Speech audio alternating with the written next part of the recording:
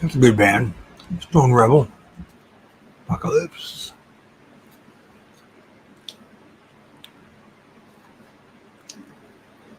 The other band,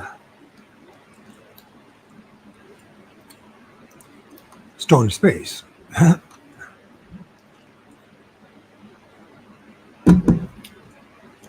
Stone Space. How's everyone doing? Those people hear this, listen, enjoy some of the music. I feel like force myself to do something. First thing is first, I could use a donation. Everybody feels like donating, go to Cash App, ORD3, 5, 10, 15, whatever. It'd be helpful this week. Tough month. I was able to buy my son a birthday present. So, and I'm also broke, and I have him again for another week. And I'm getting him, even though I get full custody of my son, I have him 4 or 5 days a week. It's been going on forever and ever. And no one's ever going to give me the custody. So. But I still end up having him. So I just turned 13. So it costs a lot of money to be a single dad. Pay for the bills. And then pay child support and then get no help back in return. It's really a fucked up situation. Anyways. So if you're interested in that, that'd be fantastic. And if you're not, I don't blame you. So that's what I call it. I got bad case of no Sheckles. We talk about a lot of strange things, bizarre things, because let's be honest, regardless of what you think of me, this place is really fucked up. It's a strange, whacked out, screwy place in which everyone seems to want to deceive the other person, and you get Sheckles. You know, it's fascinating about Sheckles. So you got this thing. The Sheckles are the G-E-W-S.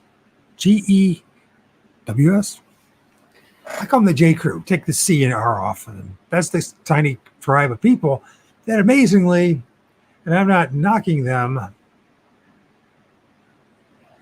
because this is how this place was set up. And somehow they have control over everything. And I'm not making this up. I spent an exorbitant amount of time in the past 6 months taking a break from the tree spirits and all that to verify if that might, who might be the people who are really in charge? Because a long time I thought they're just the Jesuits and Roman Catholics, and the Vatican in particular.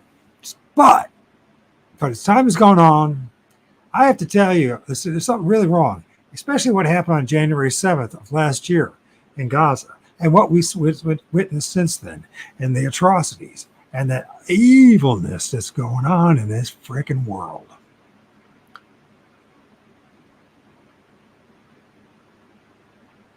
And no matter what you say, I know.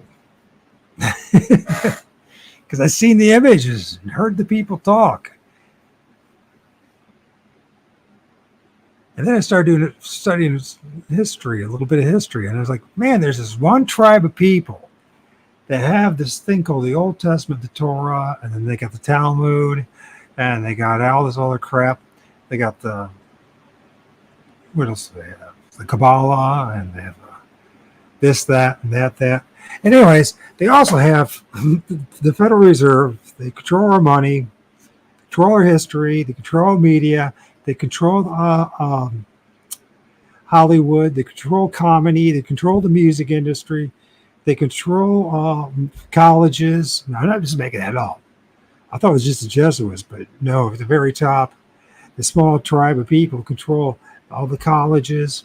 So all the information, they seem to actually control the military industrial complexes. And this place is not a country, it's a state. It's not recognized as a country.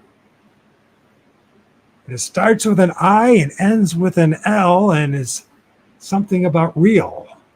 Is it not real or is it real? I think the fascinating thing about this state is that when you think about this correlation, connection with the United States of America, and where do we live? If you're in the United States, you live in a state.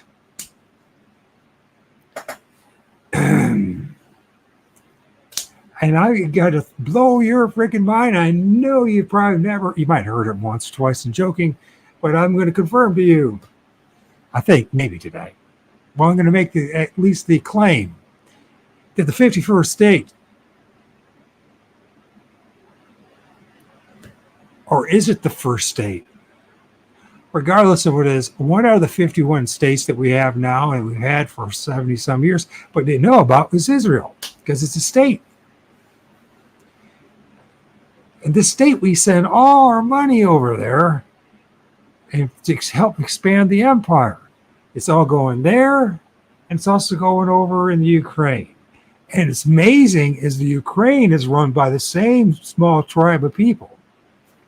What's weird about this tribe of people is that this population has not grown at all since World War II. And if you believe that, I got some oceanfront property in Arizona for you. How's it going, Stone? Short note, Gary. Sorry, how's it going? And then JP, if you're there, hey, and Graham, and also then King. So anyways, there's relevance to what I'm talking about. You said, why does this have anything to do with anything else we were talking about? It has a lot to talk about. Because now we're talking about black magic. And there's some group of people out here, because it's clear as day to me that in this realm that we live in, it's ruled by sorcerers and magicians. And whether you believe in magic or whether you believe in sorcery doesn't make jack shit a difference, because you ain't the one in charge. But the people who are in charge, they really believe in that stuff. I'm a little stoned tonight. I'm having a weird sensation because it's so broke. I also stopped like smoking cigarettes. You know what I mean? So it's like the first time I had a couple of hits without running and having a cigarette. So guess I'm going to be quitting smoking for a while. It's nothing. Maybe it's not a bad thing. We'll find out. You know, I'm 56 years old now. I've been smoking for 44 years. I'm still alive. So, anyways, fascinating about this stuff is that the shekel, that thing that Jewish money, you know what it has on it? Something to think about. Just think about it, the phoenix or the eagle. And it isn't interesting with our money. If you look at our money in the back of a dollar bill, all C9, if you start to understand about that pyramid, and that pyramid is most people don't understand, don't want to understand, don't want to accept, because if you start talking about this group, they're going to tell you that you're anti SEMITE, or that you're racist, or that you're a bigot, or that you're this, that. They got us so manipulated, so controlled. And I'm not hating on these people. I'm hating, if anything I'm hating on is our own generation after generation of people that they call goyim, the purveying us, you and I. We're the people that in that pyramid, in the main body of the pyramid, all the bricks, we're the bricks. And the separation between us bricks and all C and I, and the triangle above it that's floating above it, it's a small tribe of people. I'm not making this stuff up. I'm not making it up, not one bit. This is more than about religion, and this is more about an ethnic group. There is this ethnic group, this group of people that claim to be an ethnic group. You never know. I mean, here's one of the things. So, like I said, I think I said earlier, it's the only population in the whole freaking world, only group of people that hasn't grown since World War II. Believe it or not, if you go back in the census, way back then, maybe I'll show some images of it, that in the 1940s, prior and before the war, it was all about the same, anywhere from about 16 to 16 and a half to 15.5 million of these tribal people that you're not allowed to talk about, because if you talk about, then you get banned and you get censored, you get channel taken down, because they control everything. They control the internet, they control Google, they control Facebook, they control every damn fucking thing, except for a couple spaces left, which soon will be, I'm sure, will be once again censored again, and that would be Twitter, the BitChute, the Odyssey, maybe I don't know, a few other places, but it still gets marked and gets striked and on Twitter at times, and God knows. Oh yeah, Rumble, you can say some stuff right now, but can you really talk the way I'm going to talk? Because I'm not hating on these people. I'm just telling you, this is how the way the world freaking works, and this is how magic works, and how they're the rulers of this stupid realm. And they may have done a fantastic job of making this place look stupid. So back to this whole fucking thing. So they're the only population that hasn't grown at all. So in the census of last year, there was only a less than 16 million people, this small group of people, that are every fucking where. There are prime ministers. The prime minister of England happens to be one. The new the president of Mexico is now one. Argentina is now one. Of course, when it comes to Ukraine, the whole presidency, the whole cabinet, are all from this small tribe of people that starts with the J and ends with an S, and has 4 letters you can't talk about, because if you talk about it, they're going to claim you're being racist. But I'm not being racist. I'm actually telling you what's going on. I want to tell you something. The people that are in charge of all this mass immigration, all these places that the military-industrial complex controlled by a small group of people decided to go bomb the hell out of, like Libya, North Africa, the Middle East, and then of course in Asia and all this other stuff. And now their next stage in this game is to now mix their area up, cause this big chaos. Because you see, in Al Pike's last letter to Mancini, whether you believe it or not, he talks about the fact that the whole goal is to rub the Zionists against the Mohammedans. Now, who are the Zionists? Now, you might think it's this to the JEWS group of people, right? But it's not just them. Actually, there's a whole much more of Christian Zionists. And believe it or not, there's even Muslim and Arab Zionists. It's hard to believe, isn't it? counterintuitive as that might be. There's all, and they all are part of this and agree upon this Anglo-American Saxon Zionist greater project, right? And that the eastern front of our empire is where Israel, which you might as well call it, is hell, because that's all it is. Or the Ukraine is the new, the second frontier of hell, which, by the way, is going to be the next or the second Israeli greater project. And you think I'm making that up? I'm not. But the first greater Israel project is to put the badge that all the IDF soldiers wear. It's the size of, it takes half of Israel, half Egypt on me, going east, Egypt, all the way, taking to Syria and Lebanon and a big chunk of Saudi Arabia. And that's the whole plan. And whether anybody likes it or not, that was guaranteed them. And that's what his promise. And I'm not talking about biblically. I'm talking now about contractually what happened between the Anglo-Saxon establishment and the Zionists when we came to the first two world wars, and creating new boundaries and setting up the situation in which they could create Israel, which is the eastern front of the empire. But the thing is about the empire is it's still ruled by these groups of people. These group of people that seem to be into eagles. And by the way, they're not Romans. We might talk about this further too. All right. So here's an old one of those Sheckles. And you always know that these Sheckles talk about the shaving or cutting off the edges. Yeah. That's what they do, how they rip you off. That's what they used to do. But anyways, there's another one of those eagles, and then they had their own thing that looked like believe it or not, looked like this is supposed to be 5,000 years old. If you believe that, somebody said that, which I don't believe one. I don't even believe it might be 2,000 years, 3 max. But what the hell I know? But what's interesting is that the silver dollar itself, our own coinage, of course, they control the Federal Reserve, where all the fake play money shows up. It comes from, we got an eagle. So it's not just a Roman thing that everyone says it is. It's more than just a Roman thing. And what is, so we got a lot to talk about, and this is one fucked up place. But once you understand, you can understand completely why it's all so fucked up and why each and every one of our governments do the opposite of what's best for us. Now, you could say simply it's they're doing it for the oligarchs, right? The ruling elite, the people with the money and the power. And that's true, but who's at the top of that oligarchy?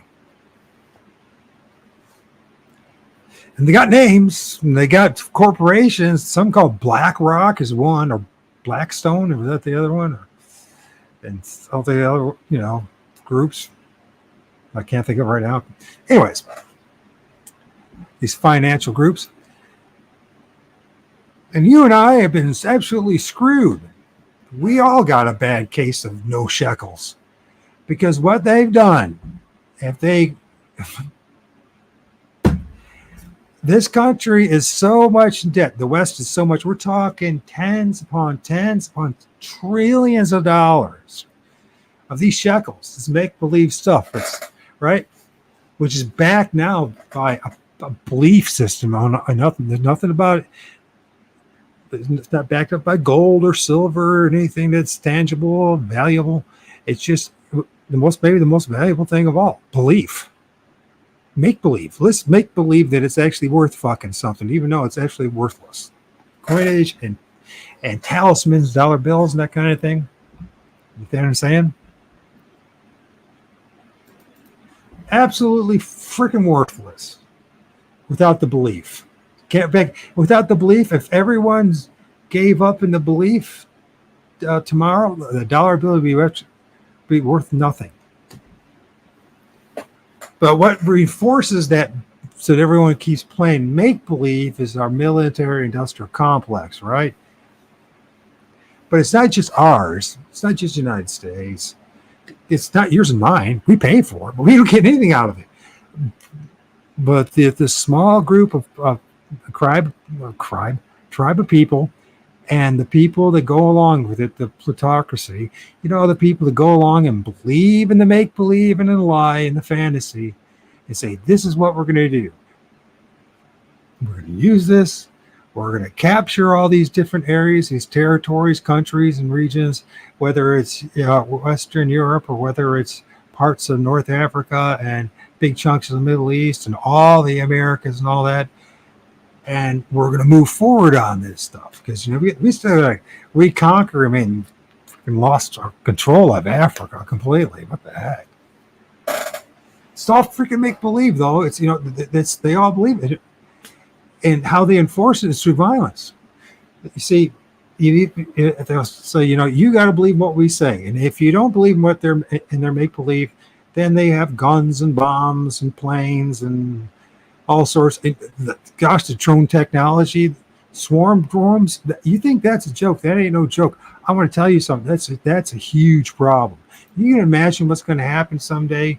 I'm going to tell you something. When it happens someday, when they have us all locked up and are close to they'll start with lockdowns, right? But eventually turn into these smart cities, right? So when it's locked down and they tell you and you just have to stay in your home, right? You got a curfew. How are they going to manage that curfew in the very near future? It's with swarm drones, and they're getting this technology down in which with AI and all that, they can avoid telephone poles, telephone wires, trees, tree branches, buildings, cars, etc. I got to tell you something. If you're old, young enough to see it within by the end of the middle of the century, drone vehicles. Your children are going to be driving drone vehicles. You think I'm freaking making it up? Poof.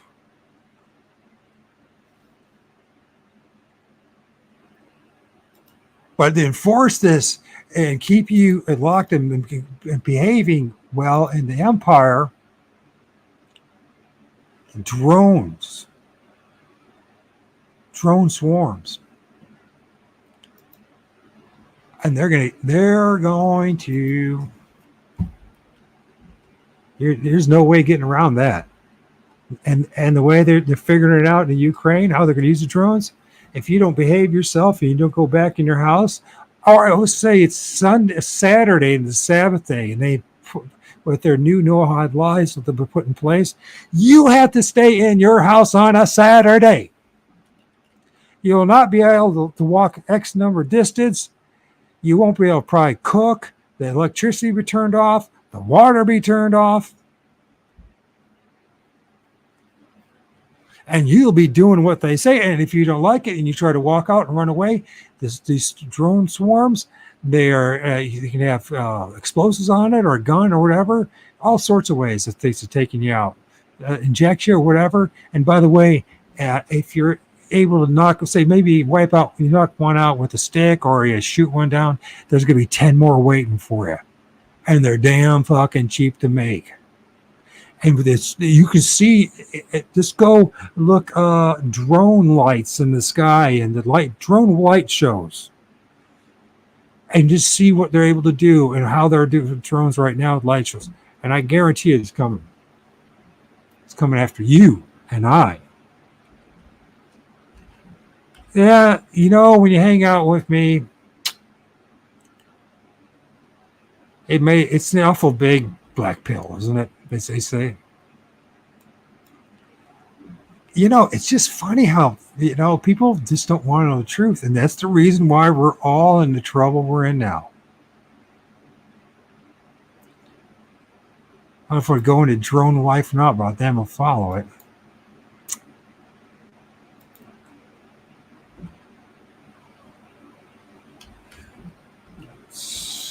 Drone swarms. And I do believe that the archonic forces, these entities around us, the higher forms of them. Did I spell that wrong? Oh, I know. Put on there. Are using this technology, AI, drone warfare. Drone warfare? Yeah, why not? Drone technology.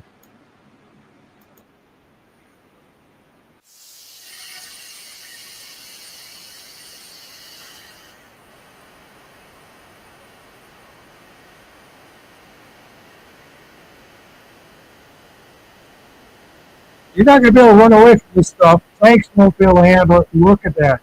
Once the sky is full like bugs, and it's each one of those, maybe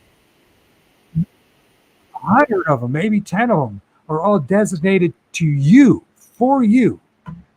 AI, they know your eyes, they know who you are, they know everything about you, they know your patterns. And if you don't do what's supposed to be done, these 10 or 12, it'll probably be 13 or 33, some kind of number like this, maybe 9 or 11, some kind of, we know 369, who the hell knows, one of these sacred numbers. And they're going to use that to chase your ass down and keep you in a house. And if you don't behave, then they'll put a bolt in your head and get rid of you, and you'll be the next.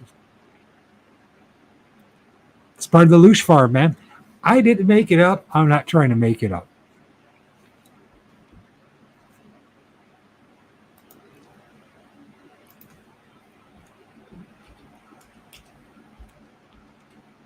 I will be going all over the place. But I hope you understand where I'm coming from.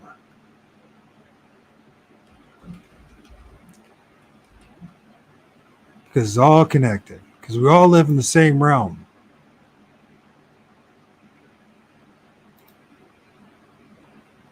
So you know the all CNI. We all know about that, right?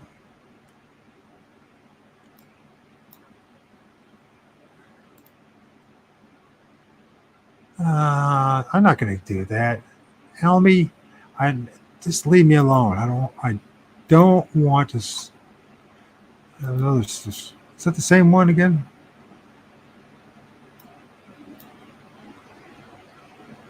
Just give me a freaking picture. Golly. They make you have to go through all this crap just to get a picture. You know, it used to be easy. I remember Google just like 7 years ago. You could get an image and they get that image and you didn't have to go through all this fucking bullshit just to get the image. Download it or fucking you have to snip it or whatever. You just, now you have to snip it and do all this horse shit.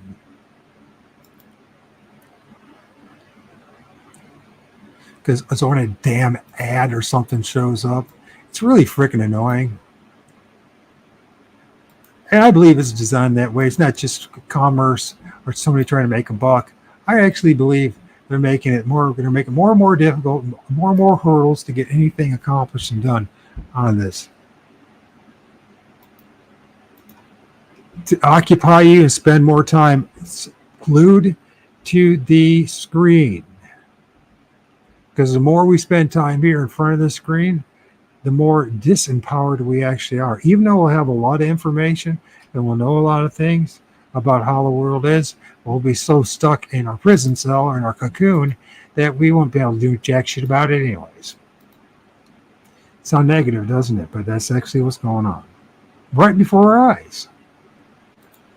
It's fascinating watching that election stuff and all the propaganda going on in that. It's either got to be Donald Trumpy or it's going to be that woman that somehow managed to avoid the primary, the whole presidential process. But she's a woman, so therefore it's okay. No, it's not okay. It's almost like the message is, in order for a woman to be the leader of a country, they have to almost have to steal. Oh my God! I mean, I'm not just making up. Let's look at the president of Mexico. She's a member of the JEWS crew, the J crew. 38 assassination attempts.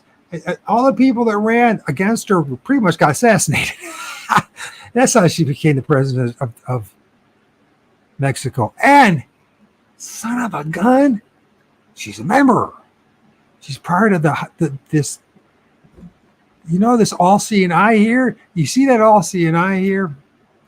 You hear all sorts of crap, but the absolute truth, the historical truth, where all the data lays, this small group of people right here, they are the J crew. They're not the Jesuits.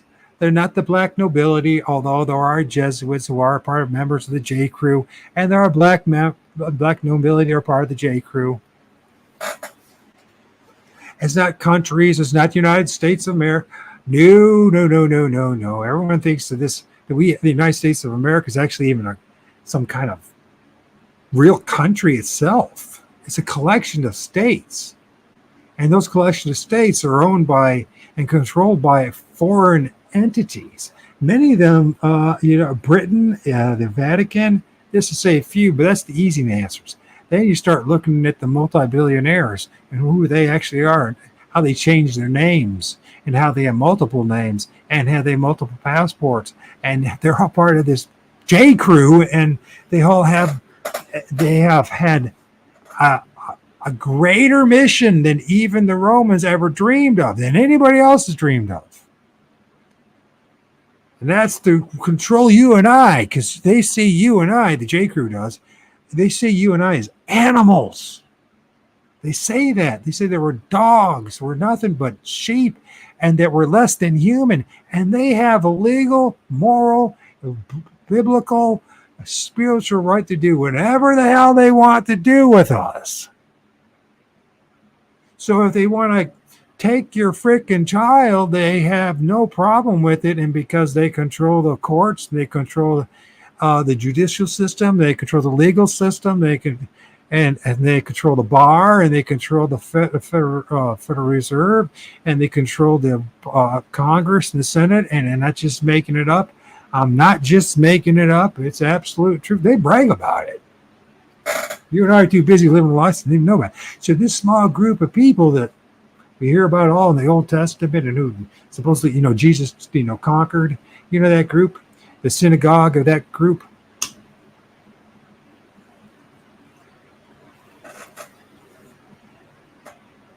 And the billionaires and everyone else is along with them, because it's all about the same thing: is preservation, status.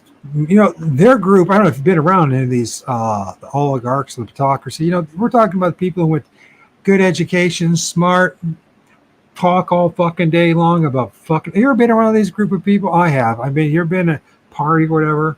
My mind goes fucking numb. It just shuts down. I just like, Then they're talking about every god dang boring, hopeless, worthless piece of crap thing that's ever been invented by mankind. We talk about banking, about stocks, about politics, and once in a while, if they want to get in a fight, they talk about religion. They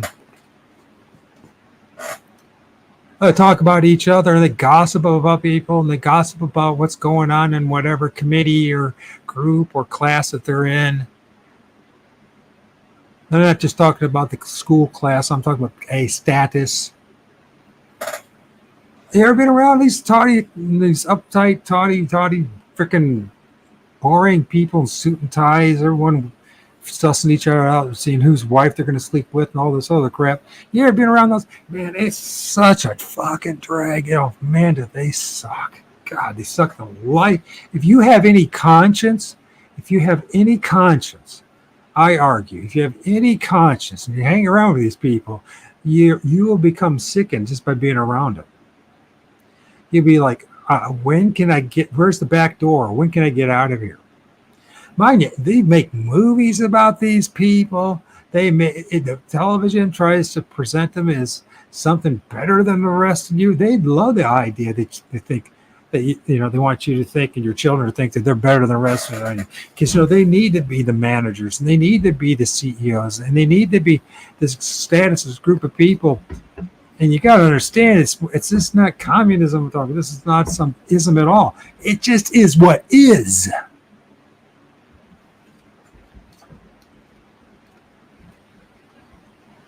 And right now might be predominantly Anglo-American, Saxons, white people, the Germanic backgrounds, but there's nothing to say.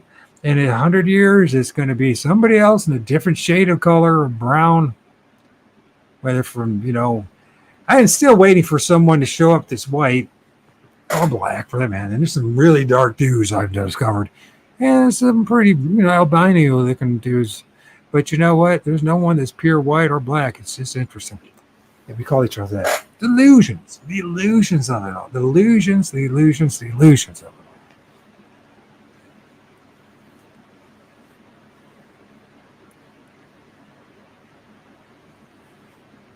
Rome, during the Jewish wars, and it was funny how they do the way they psyop us and all that. So when you study the New Testament, you discover that Rome sacked Jerusalem and conquered, quote unquote, the Jews. Well, they didn't, and there was wars after that, and there was a lot of Jews that were in Rome. And you know what? Those Jews had a lot of money, and they had their usury, and they had their influence. And not only did they create the Jewish religion of Christianity, but also the Jewish religion of Mohammedanism. You see, you got. Let's go back to this whole thing about.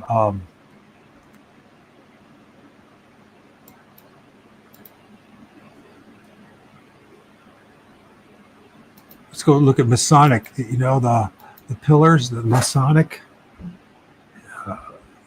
symbols. Because Masonry is basically Judaism for the Gentiles. That's what it is. Not being racist. You can call me racist all day you want, but I'm just telling you the way it is. Some are good or are better than others. Just put it that way. Some are not as evil as others. Is that a better way of saying it?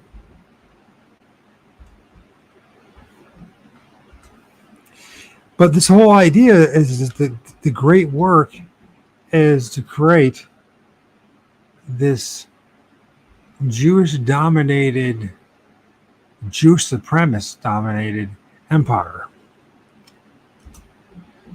And a lot of people, a lot of groups, a lot of, whether it's, Muslims, Christians, Catholics, Jews, blah, blah, blah, this, that, and the other, just, it's okay with them because they all believe in it. Now, whether you believe it or not, it's one thing, but they believe in it. So the two pillars are, you got the moon and the sun. Sun worship is Catholicism, Christianity. Moon worship is Mohammedanism. And in the middle, they all see an eye with the star and everything else. And it could be a 6-pointed star. But for the rest of us, it's going to be 5-pointed stars because we're incomplete. 6 is a complete number. Man, we're not complete.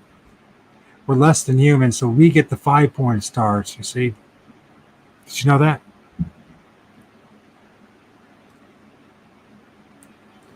And they got the G there for Goyim, the Goyim world. Other people say he's God or say he's generative principle. They all make up this stuff.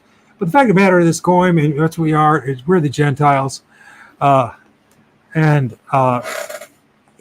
all bullshit for the average person, right? We're all screwed probably, right? But it's all make-believe, just like this whole place is, and it's all magic. And people use their imagination and they make up this stuff. You can't validate any of this stuff when it comes to what their claims are. Whether it's the Freemasons, whether it's the Jews, whether it's Christians, whether it's the Mohammedans, whether it's all the other damn groups from that, politics in particular, governments, my God, the whole damn thing. You can't, when you critically analyze this, everything, every construct that's been thrown at us to make us believe in, everything, if you critically analyze it, break it down, you realize it's just made up. It's make believe. And it's through brute force that keeps it going. Most of that brute force comes through mind control. How do they mind control us? Through school and entertainment and the books and we do it to each other, don't we? We believe in all. So let's go back to this election thing that if people actually believe in, they believe in it, they follow it, they're fanatical about it. And it becomes a cult of personality. A lot of people profiteer off it, make a name off it. I don't know. I'm a pretty simple guy, but I can figure things out, like when I'm being screwed or made I'm being told a fable or a tale, right? Been around the block enough to know, right? So when I hear stuff like the only answer is Camilla or it's Donald Trump, first thing I realize a couple things. After being on the earth for 56 years and witnessing at least, what does that make? vast majority of the modern day presidencies. We're talking like Nixon, Ford, Carter, Reagan, Bush Sr., um, Bill Clinton, Bush Jr., uh, Barry, Barry, whatever. So I can't remember. Let's search the nest. He goes by the name of Obama, but his real name is Barry. Anyways, and his wife is a man. Then there's the first Jewish president we had was Donald Trump, and then we had the drugged up, demoralized, I was just scapegoat Jesuit Biden. I lose count. So it's 11. If should be 11 president. So yeah, Camilla, if you read the SPARS report, Camilla, they said that there would be a woman president, and this term it was predicted it would have to be. This is all connected with the scamdemic and how that was all designed and put in place. It's all connected. These think tanks think about multiple facets of our life, right? They don't just focus, say, on the medical or on the political or the geopolitical. They think about how they're going to control your and my life.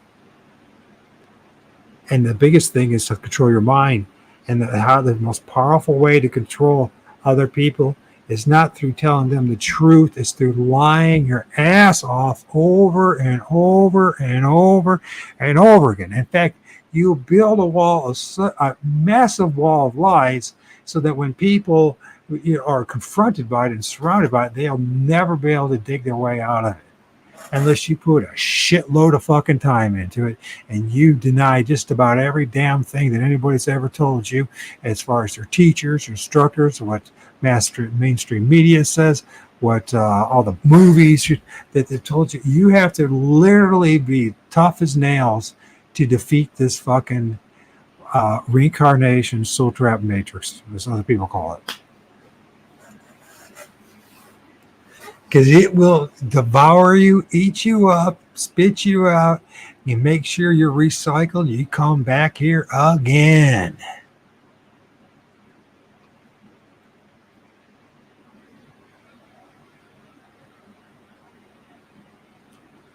I think a lot of these things that we're filming in the trees too and in the sky are part of this whole the ethereal realm, the realm that maybe even benefits the most the way this matrix is designed. And I think that they have different roles. Some are just like the biome, the natural world that we have now, right? Like squirrels and birds and all that. They're just part of the spiritual ethereal ecology. But then there's other entities there. They're there to watch us, and they're like they are the real guardians, the real not centaurs. What are they called? I can't think of the name. Centurions, is that what it is? Centurion guards. They're the ones, and they come in human form and non-human form, and they watch us and what we're up to. They're feeding, influencing the tribe. See, the tribe, they tell you that they believe in a god, but there's a god of no name, and it's YHWH, which is not really a name at all. They just threw some letters together. And they're not going to tell you who the God is, because the God is not a God. It's multiple fucking gods. Spirits. They're spirit worshipers. And you know what? That's where the power comes from, is the spirit realm. And what they made sure is that everyone else believes in a spirit instead of the spirits. Did you ever think about that? So they're the ones that convinced you and I to focus on a spirit instead of the spirits.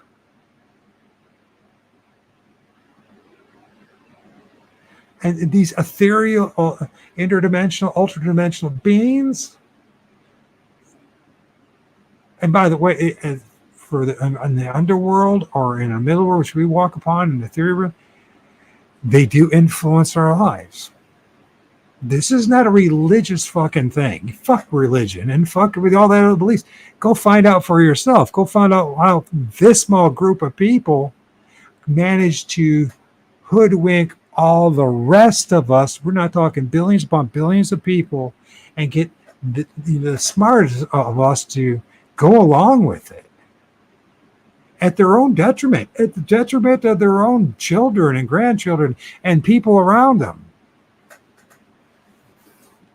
Don't tell me the black magic isn't real. Because you and I are under its spell and influence on a 24/7 basis.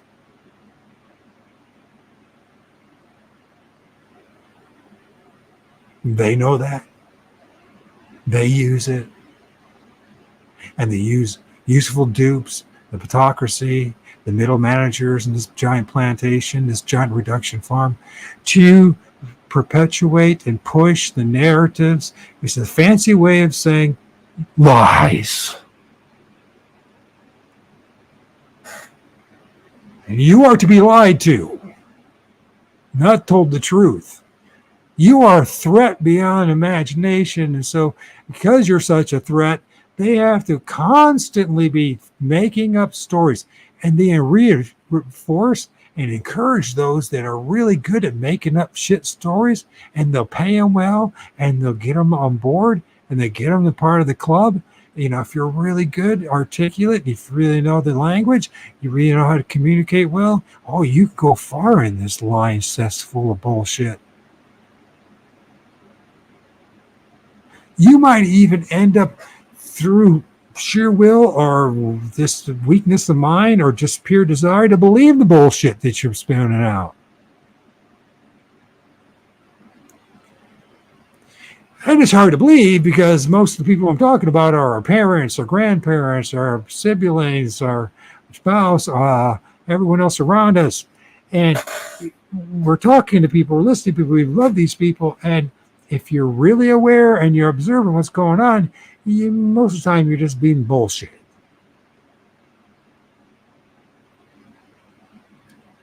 People's perspectives and awareness and while things are going on around them, how they observe the immediate surrounding is so fucked up and skewed at this point that if they hear one of two things throughout the workday about some rumor or that, they'll build a whole scenario around the whole fucking thing.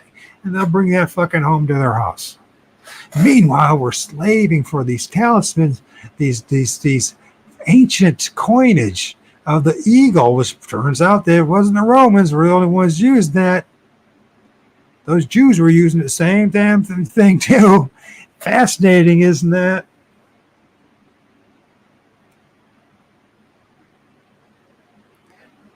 What do eagles do?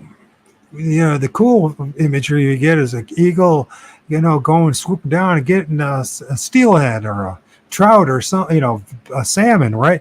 But most of the time they're carrion eaters. They're the eaters of the dead, the corpses of the dead. And they see you and I as the dead. And for the most part, we are. And maybe two of you will ever hear of this. Maybe one of you. That will be it. The rest of you go back in your cave and hide because you're not probably ready for the truth. Because the truth stings. And only it takes only a real man or real woman can even stomach the things that I'm going to share with you. And man, I wish I had a cigarette about now.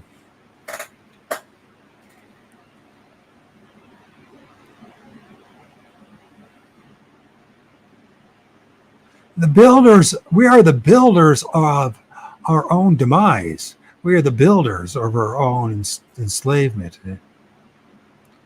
Most of us, though, when I say that, we're not capable, conscious enough, even have the talent or understanding to know that we're doing it, because we think of somebody who has to have a master's degree, a PhD, right, in mechanical engineering, physics, I don't know, whatever it may be, be able to build skyscrapers, or whole cities, or smart cities, or whatever it may be, right?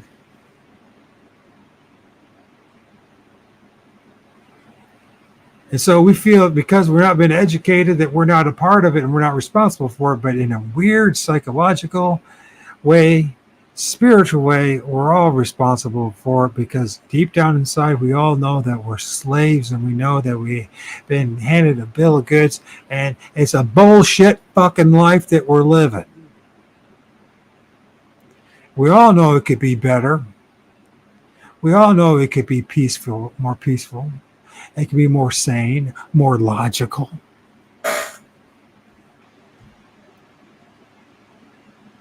We all know that. We projected that frustration on other people. We blame the other guy, blame the neighbor, blame the friend, blame the coworker, blame the president of the United States. That's exactly what it's there for, anyways. That's what the prime minister is. That's just a person for you to focus all your energy and attention on. That weakens you by focusing on them because they don't make any decisions on their own.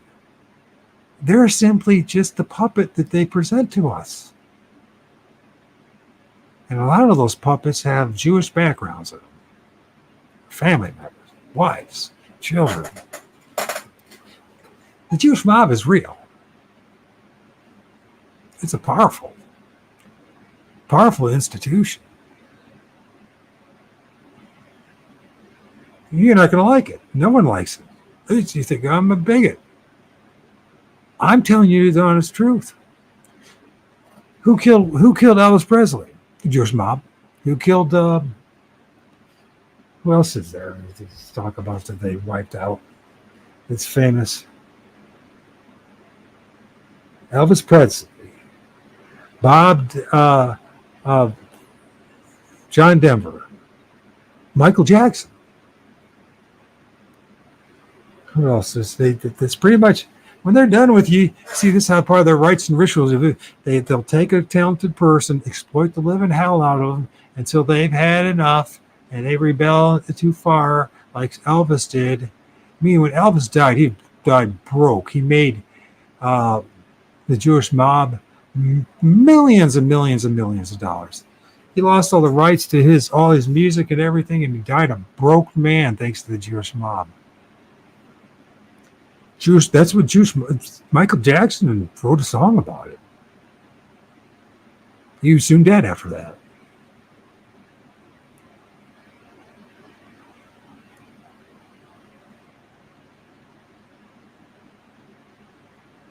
They control everything. They control the jokes you hear, the memes you see. The ones that have millions of followers, those makeup numbers, that influence the algorithm, make sure that you see it, they are all part of the tribe. Every last one of them. Or if they're not, they're in total compliance. They have no problem with the agenda. Therefore, they keep their mouths shut.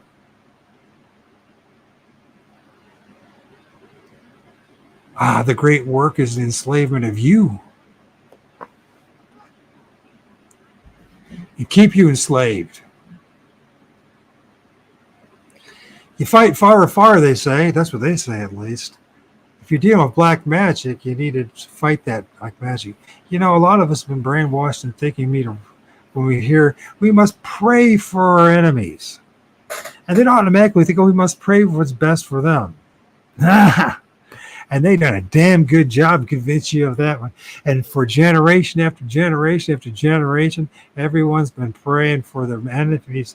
And they know this feeling, this empathy and sympathy for the enemies that are doing all the shitty things to you, that have enslaved you and debt you and the hundreds of thousands of dollars minimum, and that your children are enslaved and everything else, and that you will have limited in what you can do.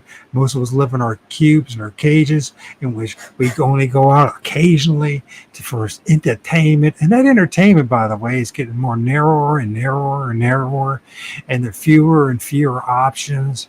And the nightclubs that used to be around, 40 years ago are now not maybe a third of what it was at best. Most are gone. Most of the shops are gone. Everything has become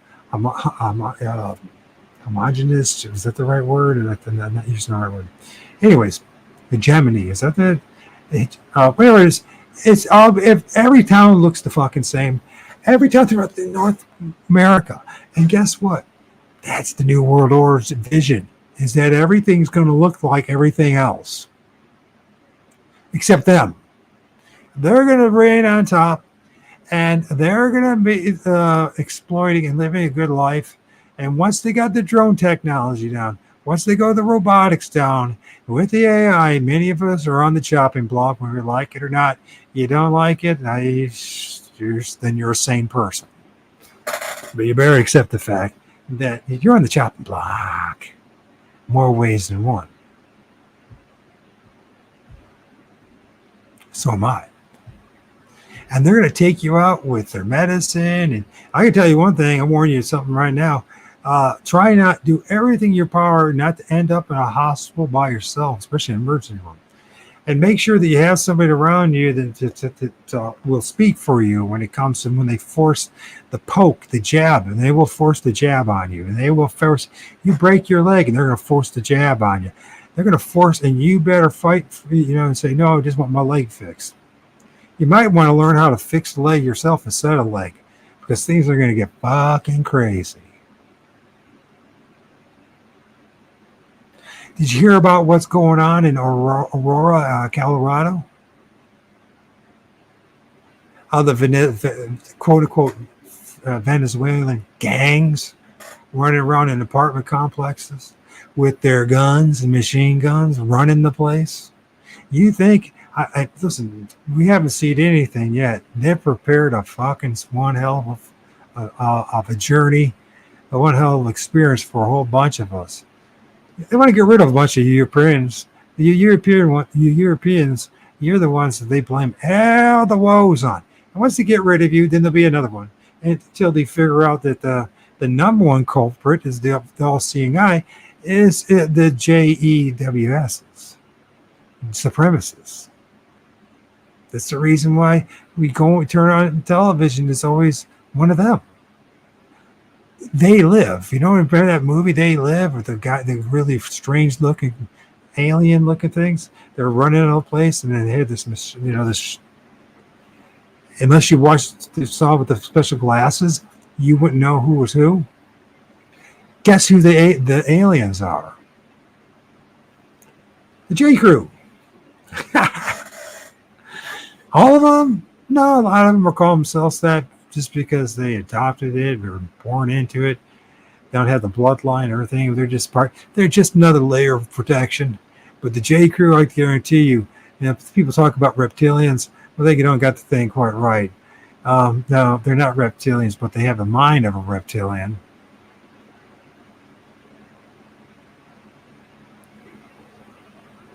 I mean, only a real snake would want to go back to in the Middle East and the Levant and take it all over. You ever think of that? Because it's nothing but a lot. It's just, there's some nice parts, but most of it's just desert.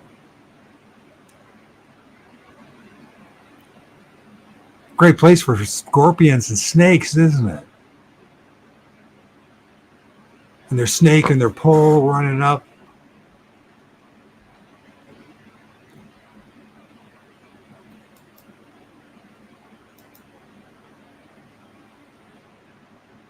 We're all in Launders. You know him? How about Sheldon Allison? You heard him? His wife's gone.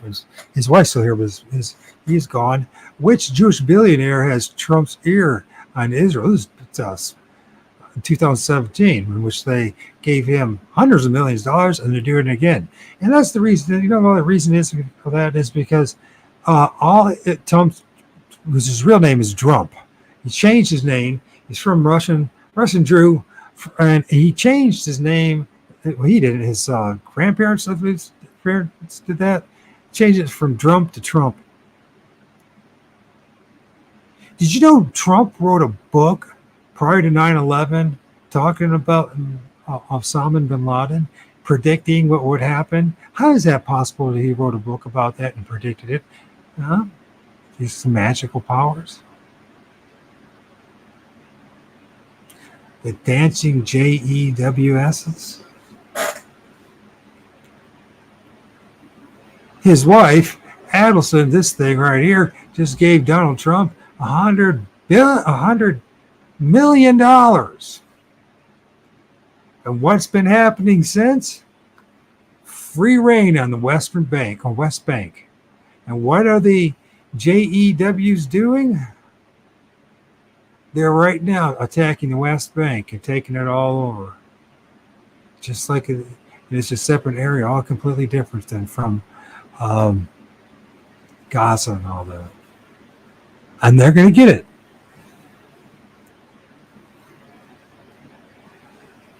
And nobody's going to stop them.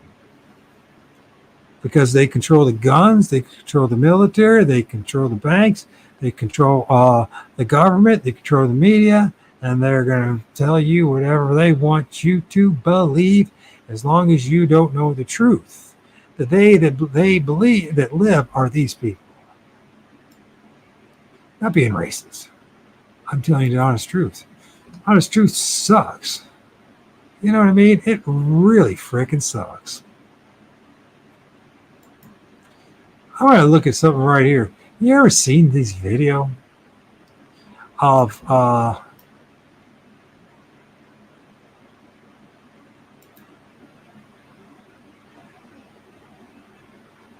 have you ever seen this of the worms that come out of the praying man's belly when they're dipped in water? Pretty wild. Look at that.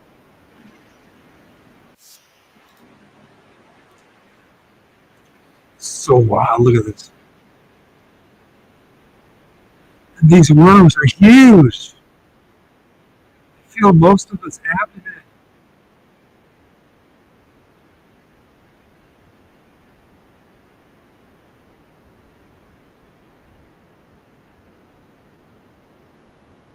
Look at that shit.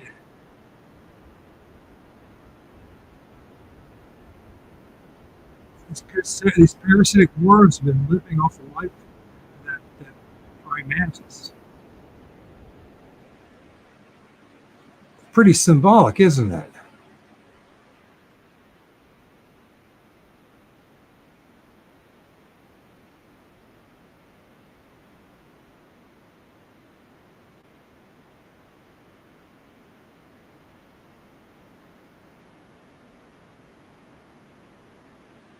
I don't know what the guy's going to do with the freaking worms, but it's very symbolic. What is living within us? What is living in this whole damn place?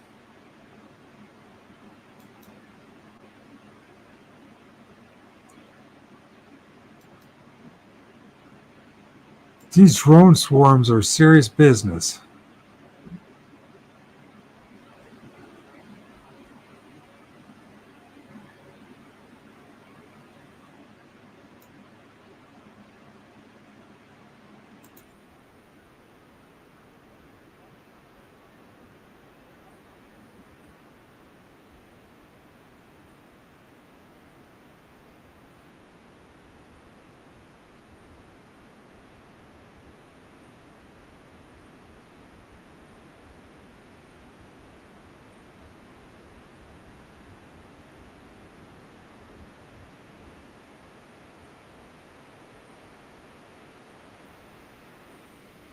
That's not the best of videos.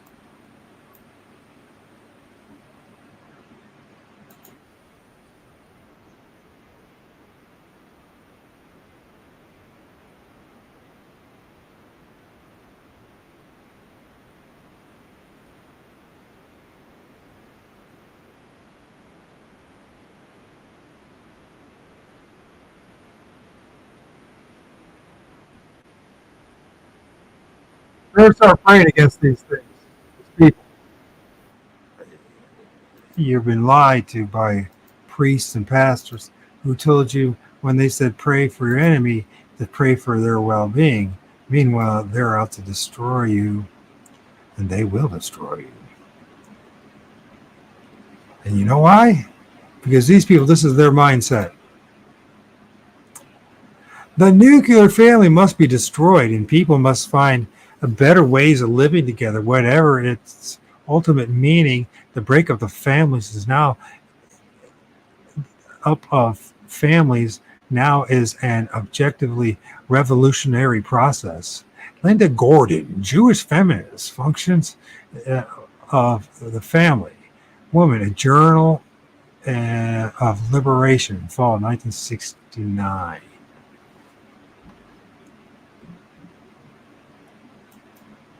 You think I'm making it up? I ain't making it up. Stuff that must be taken serious. You're right, that's their mindset. A lot of friends told us that. Prime Minister of Israel's speech, the Knesset, in 1982. Our race, the Jewish race, is the master race. We are divine gods on this planet. They believe they're gods. They don't look like a god, but they sure do act like a god. In fact, compared to our race, other races are beasts, animals, cattle at best. Beggin. I guess how you pronounce it. Of course, that's not his real name, too. He lied about his name. They all make up new names. You've ever thought about musicians and artists? They all get these pseudonyms. You know where they got that idea from? From these people. Because most of them who are magicians and comics and at least control these industries, are actors, all have fake names, and they all come from this group. Not being racist. I'm just telling you the way it is. Everything's a lie. It's the only group in the whole world that hasn't grown in 80 years. It's still around 15 million. And if you believe that, I got oceanfront property in Arizona for it. By the way, if you do have a thought to help out an old man, single father, that is, Cash App, ORD3. If you could donate $5, $10, $15, that would be nice to help me get through this week since I am broke. So, and I am trying to be a father, and I have my son all weekend. Again. Once again, I have most of the week, but the way everything's set up,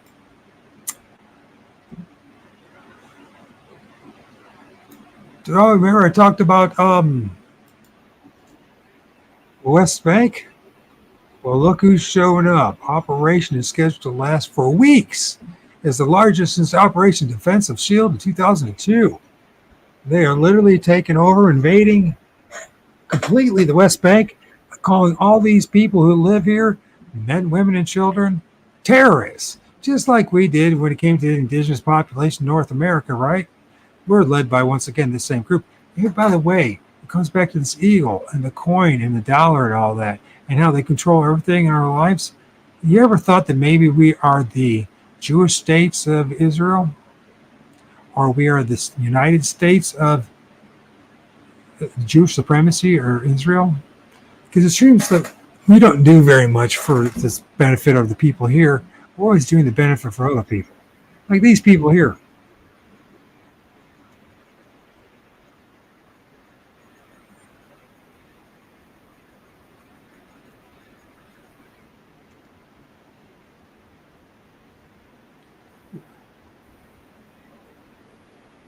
We're going to take over all the West Bank. And just think of this. Think of people showed up in Yorktown. You want to see a weird thing? I got to get some Africans to eat their own freaking fingers, or other human beings' fingers. We're going to see if I can find the thing I was looking for. Yeah, so if I get taken down, I get taken down. Who wants to do this anyways if it's just a lie? This might be inspiring. This is what's going on in Ukraine, and you probably won't be hear it. But this guy shows up and starts harassing this guard. I remember I lived in England and spent most of my time in London. I remember Buckingham Palace quite well.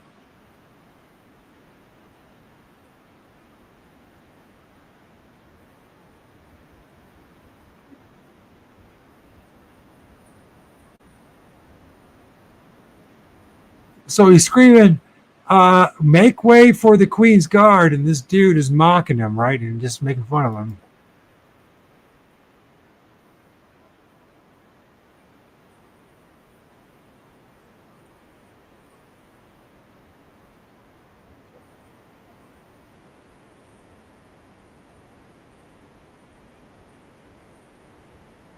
So he gets pissed and he punches them out.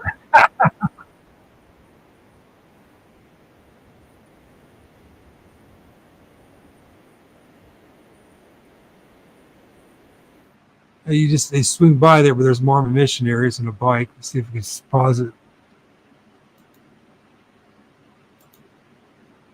Those are Mormon missionaries. I used to be one of those 30 some years ago.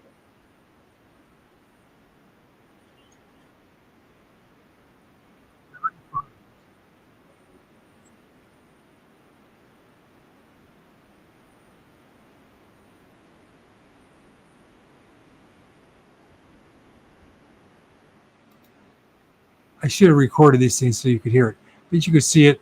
It's so funny. This guy, well, this, this black dude decided he was going to mess with that dude, and he kept on getting his grill and mocking him and everything. And the guy, after warning him multiple times, decides to knock his ass out. And I thought that was pretty funny. And it's very symbolic of what many of us are going through right now. You know, Woody Allen, look at this. Another one of them, right? Woody Allen had two adopted children. One accused him of molesting her when she was 7, and he married the other one after she became legal. That's right. He went on to win numerous awards and was never ostracized from Hollywood. So this guy child molested his adopted children and then ended up marrying one of them. That's how they think. That's how it is. They're not like you and I. They get away with all sorts of atrocities. All sorts of atrocities.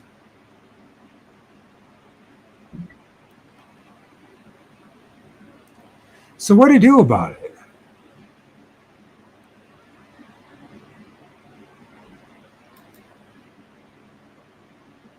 One thing you don't send some money to me so I can survive.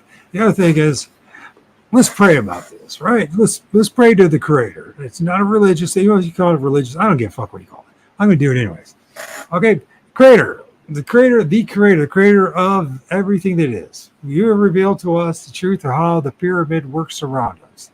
And I understand, Creator, that they use magic, black magic, deceptive arts. They wage war through deception. In fact, that's their motto, the Mossad's motto.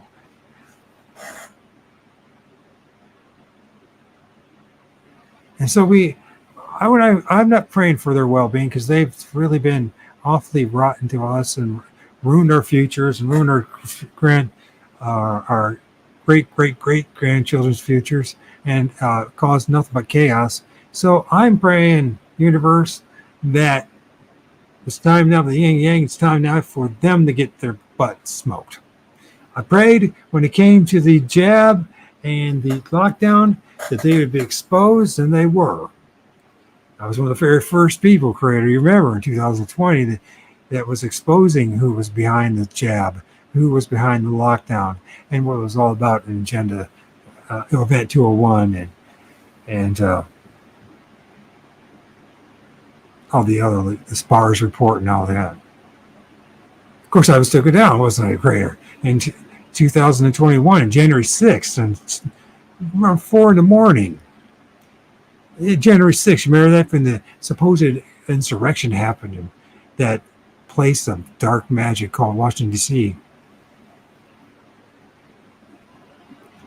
I'm telling the truth again, God. Whatever the consequences are. Greater, whatever the consequences are, I'm telling the truth. I don't care. I don't like this place. I believe that this creation has been hacked, usurped, has been taken over. It's not the way it's supposed to be. The evil spirits that are a part of this have twisted the whole thing around, and now I'm asking you to kick some ass. I'm asking you, all those people who are responsible for turning this place upside down and enslaving us. Those people who are part of all these wars in the military-industrial complex, all these fake governments, and all these people that don't think about other people but outside of their own, paid a visit, and they are paid 70 times 7. 70 times 7 times 700. So this place may have a future in the way it's supposed to be, hopefully. Or maybe it is. And God, let us know. Maybe this is what it's supposed to be. Maybe it's perfect design. And if that's the case, then I still want them to be paid, visit and pay for their evil ways. And then I want to help those people hear this and others, I'll include myself, to get the fuck out of here and never come back.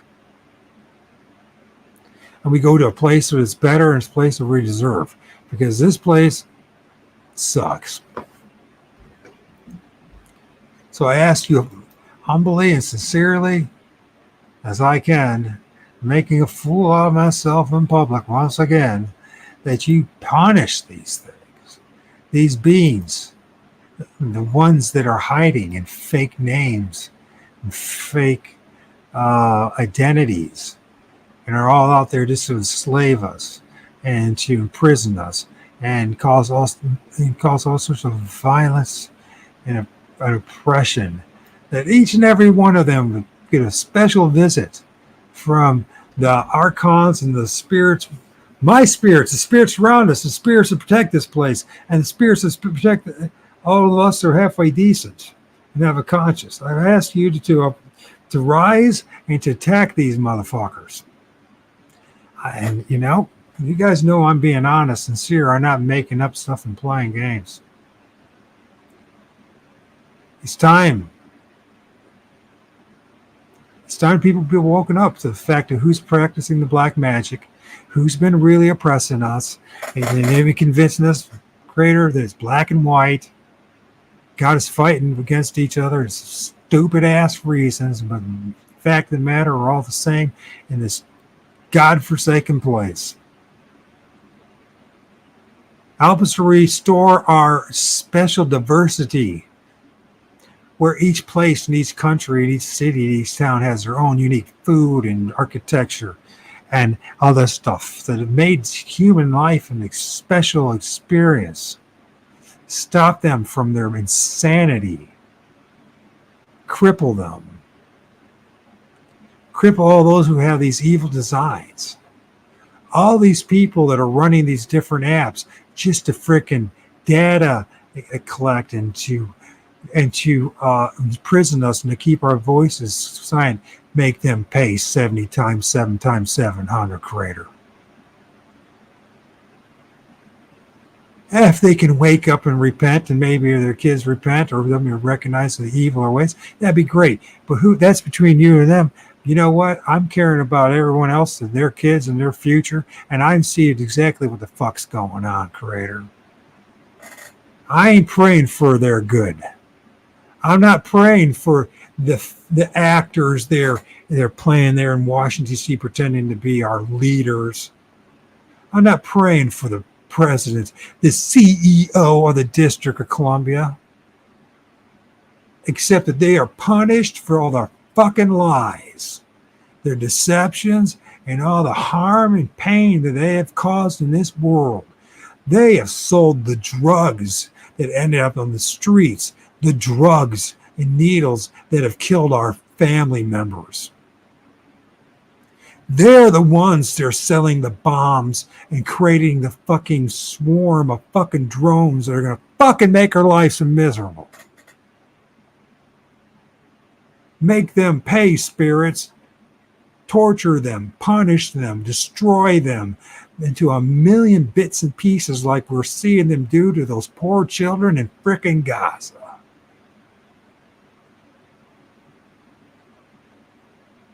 Give our fucking children a goddamn chance to be human beings.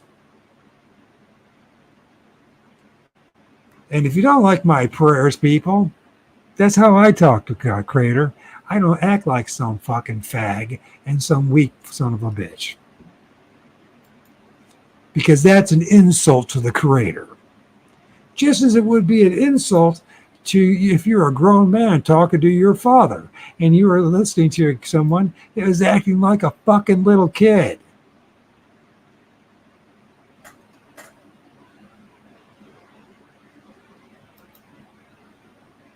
And that's exactly what we've been doing this whole time.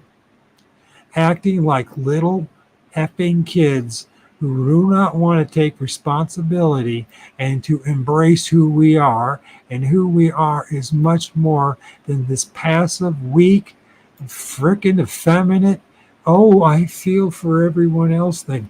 No, we're warriors. Men and women, we are warriors. We're designed to fight the darkness and to fight the evil and to make this place a special place. Not a place in which everyone fucking exploits each other for a goddamn talisman called a dollar bill.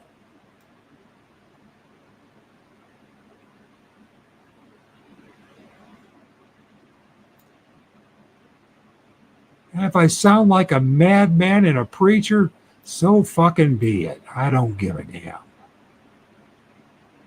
I've watched this world go into a giant shit show, and I'm done. Creator, I'm done. I hold you responsible. Spirits, I hold you responsible for what's going on. You heard my plea. Start making these people pay. You know, it says that they say Dr. Fauci has the West Nile. I don't believe he has West Nile, but make him pay terribly. And make him be an example. And everyone in the world sees what it's like when you're one of them or compliant to one of them, what their true consequences are. It's time for a change of guard. And if it's not loving, and if people don't like what I say, so be it. But it's sitting here on our fucking asses and waiting for things to change. We don't have the capacity nor to fight them physically, people. We have to fight them fucking spiritually and fucking energetically, and you have to fight them. Which means you have to stop acting like fucking pussies. If you don't like it, then you don't understand the recreation that you're really in. You've been lied to by the New Agers. You've been lied to by all the people at the top. All of these people that govern all these different limited hangouts and ideas and mind constructs. They lied to you about everything. They lied to you about going to the moon. They lied to you about spaces. They lied to you about this fucking places. They lied to you in those books. Those books are fucking lies. The books called the Bible, the Quran, all the other things. You don't like it, folks. That's tough. But the proof is on my side. For fucking 2,000 years, we've watched these people, everyone, placate, play the fucking game, believe in the fucking game. And what has it done for us, really? It has slowed us down. And we are trying to dig ourselves still out of the dark ages, people. And this should not be happening. We should not be in the dark ages.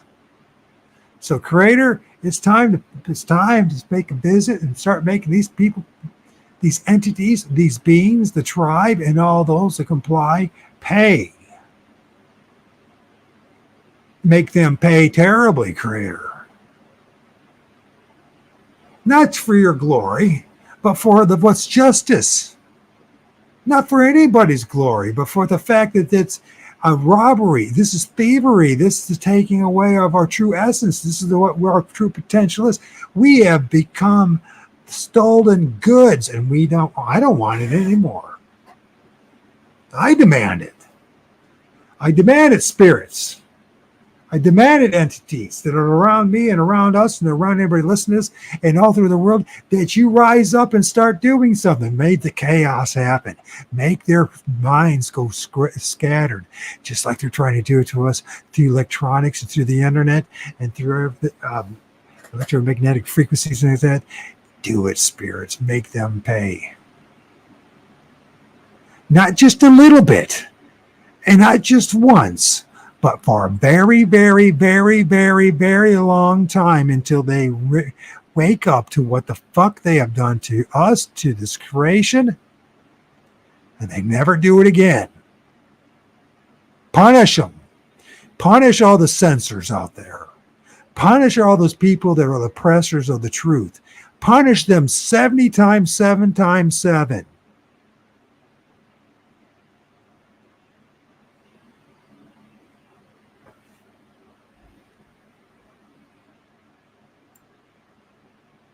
because they deserve it, people. You guys deserve a hell of a lot better. You deserve the fucking truth. And very few people are willing to fucking do it. Or talk about it, or even have the courage to challenge the fucking lies that are out there. Oh, it's easy to mock that which you don't truly know and understand. But it doesn't take any courage. It takes a lot more courage to say, you know what? I've been lied to and I'm fucking tired of it. We'll listen to some music and then we're going to listen to an interview, and that should make people think some way or another. I'm not quite sure. I haven't even listened to it, but the spirits say it's time to listen to it. Well, let's listen to something heavy.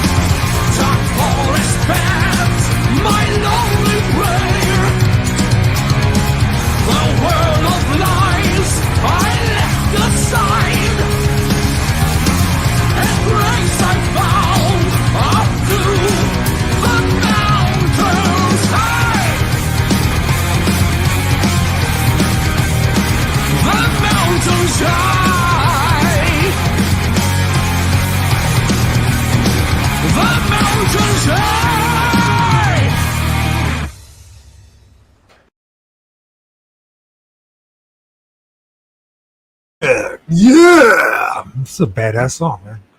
Mountainside. I was looking at a few things before I get into this video and talk more about the spirits. And the spirits are real, and the spirits we must talk to. We must talk to our spirits. We must talk to our spirits. We must talk to our spirits. Let's talk to them, not in the way the New Agers do, not what everybody else does, but the way you know to do it, the way you must do it. Like you would talk to any other ones. There's a couple spirits here, man. There's one right here, and right here, and right here. Massive. Anyways, there's even one back. Spirits of this world, the good spirits, the spirits that guard us and protect us. We're not New Agers. We're no ism. We're not nothing. We're just creations that are here stuck in this soul trap matrix and demand that we have some justice. Demand that we have some peace and direction. Demand that we are not going through this oppression. And instead of things going backwards, things start going forwards again for the benefit of all. So we demand that all those who have been responsible, the tribe, and the oligarchs, the people that have managed this plantation, this reduction camp, are paid a heavy and harsh visit for a very long time. That every imaginable thing that you guys could think of to torment them, torture them, make them suffer for all the pain and suffering that I've gone through, my child has gone through, all the people I care about have gone through, other people in this town have gone through, my relatives have gone through, the county, the state, this country, the North America have gone through all the Americas have gone through all the world, for Africa, from the Eurasia and to Australia and all the islands and all the very many places that have suffered from this injustice and from this madness that comes from this tribe and the black sorcery that has been posed on us all, that they are crushed into fine dust and never be more than a memory again. And that we, for once, live a life in which human beings are supposed to live. Not like fucking caged animals. We're not allowed to say the truth. They have to worry about every damn thing that we do, that have to waste our precious time doing mundane and stupid and slavish fucking jobs. Make them pay, and give everyone else the courage to pray to make them pay. And that they suffer all the billions of things that they've done to us and our ancestors, that they go through it 70 times 7 times 700. And I ain't fucking kidding. I've had enough of this shit show. You guys know what I've gone through on a day-to-day basis.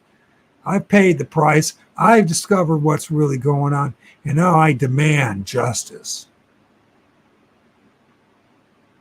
Make them be exposed. Make the other people's eyes open up to who's really been causing all the pain and suffering, the division, the nightmares, and etc. Make them pay with the pain and the suffering that's never been imagined before. For they have caused billions of people to suffer. Spirits, make them pay. Make them pay dearly, and make them pay for generations to come, and that there's never a forgotten memory of the things that we've gone through, that our ancestors have gone through, that our children are going to go through, that we're going to go through. Make them pay 70 times 7 times 700. All of those who have benefited from this and lived luxuriously at the expense of others and turned a blind eye to all the suffering, make them pay 70 times 7 times 700, spirits. There's a reason why they went after our shamans and our religious spirit leaders first. And they convinced everybody to pray for them in a nice, soft, and gentle way, that they might be saved.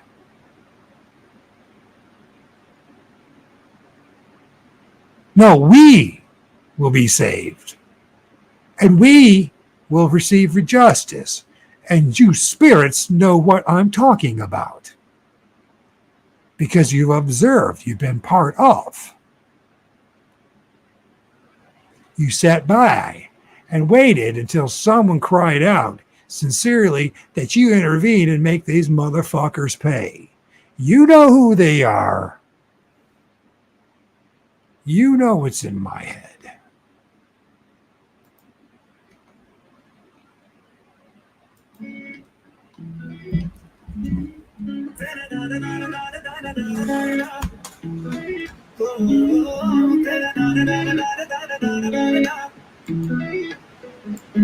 The planet's puppet masters almost surely have a plan. There's clearly maybe something there beyond the realm of man. And until we've thoroughly tested every last close-chested view, I find the more we think we know, the less we really do. Where would we be without THC? Because we know they're lying to us, just don't know to what degree. Where would we be without THC? The higher side chest, Greg Carlwood and Company.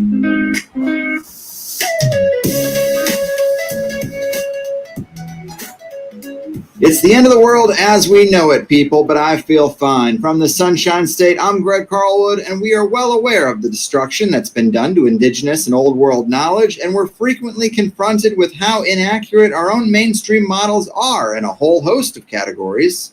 And chief among them would be the big questions of what a human life is even about and what can we know about this mysterious home we have. Well, there are some rich cosmologies scattered across the landscape with complexity and elegance that really boggles the mind, yet the best Western materialist atheistic culture has come up with on those big questions is that human life is about nothing important and we bumble around on a rock that's largely insignificant. Yet when you compare and contrast the small number of surviving cosmologies and old world knowledge, you find a very similar shape that is hard to deny, that usually contains scientific and spiritual qualities, as well as stories of teachers from the sky, saviors from the underground, and a model of processional ages that feels a lot closer to representing some very foundational cyclical cosmic pattern. And would you believe it, today's guest, Bibhu Dev Misra, is not only very well versed in these cosmological comparisons, but also tackled the mysteries and inconsistencies in the Hindu Yuga cycle model and made adjustments to our conventional placement in it that are more consistent with other sources of knowledge that altogether show that we might be less than a year away from cosmic rock bottom. If you don't know him, Bibhu is an engineer and information technology consultant by trade who has been actively researching and writing on ancient civilizations and ancient mysteries for more than a decade. And he lays it all out in the culmination of his work, the intriguing new book, Yuga Shift, The End of the Kali Yuga and the Impending Planetary Transformation, as well as many articles on his website, bibhudevmisra.com. It's work that goes to a lot of great places that I think you're going to dig, so let's get into it. The great cosmology comparer, Yuga cycle scholar, and advocate for the ant people. Bibhu, welcome to the higher side. Thanks, Greg. That was a great intro. I try, man, and thanks for doing this. I'm sorry I was late. I always enjoy hearing about the deep cosmologies of indigenous cultures as well as ancient knowledge that has survived. I think a lot of listeners should be vaguely familiar with the Yuga cycle. It does get referenced a lot, but for the unfamiliar, just as our days gradually transition between extremes of high noon and midnight, and a single year gradually transitions between the extremes of summer and winter, our planet, and by extension human consciousness, also transitions through a 24,000-year cycle where for 12,000 years we move upwards towards a peak of civilization in a golden age of the Satya Yuga at one extreme, and then through 12,000 years we move back down towards the cosmic rock bottom of the Kali Yuga with smaller segments and break periods in between. But is that a fair summary? What else might you add to get us started here? Well, when I first came up with the Yuga cycle model nearly 12 years back, that was way back in 2012. And I used the model of this 24,000-year cycle with a 12,000-year ascending cycle and a 12,000-year descending cycle, which you just mentioned. But one of the questions that I had was, we know that the precession cycle of the Earth is 25,800 years long. And one of the questions was, why is this different? Ideally, they should be same, because if you look at some of the values proposed by, let's say, Cicero, who was a Greek historian, he said that the duration of the half cycle is 12,954 years, which is very close to the duration of the half cycle of the precessional year. So if you multiply 12,950 by 2, you end up with 25,800 something. So my question is, why is this difference between the 24,000 year cycle and the 25,800 year precession cycle? And I managed to close that gap in the book, where I figured that as per the ancient Greeks, there are 2 extended periods of transition at the opposite ends of this cycle. So after we complete the 12,000 year ascending cycle and we reach the golden age, after that, they say there is a period of devastation or transformation, which they call cataclysmos, which is a Greek word which means deluge. And they also refer to it as the great winter of the great year.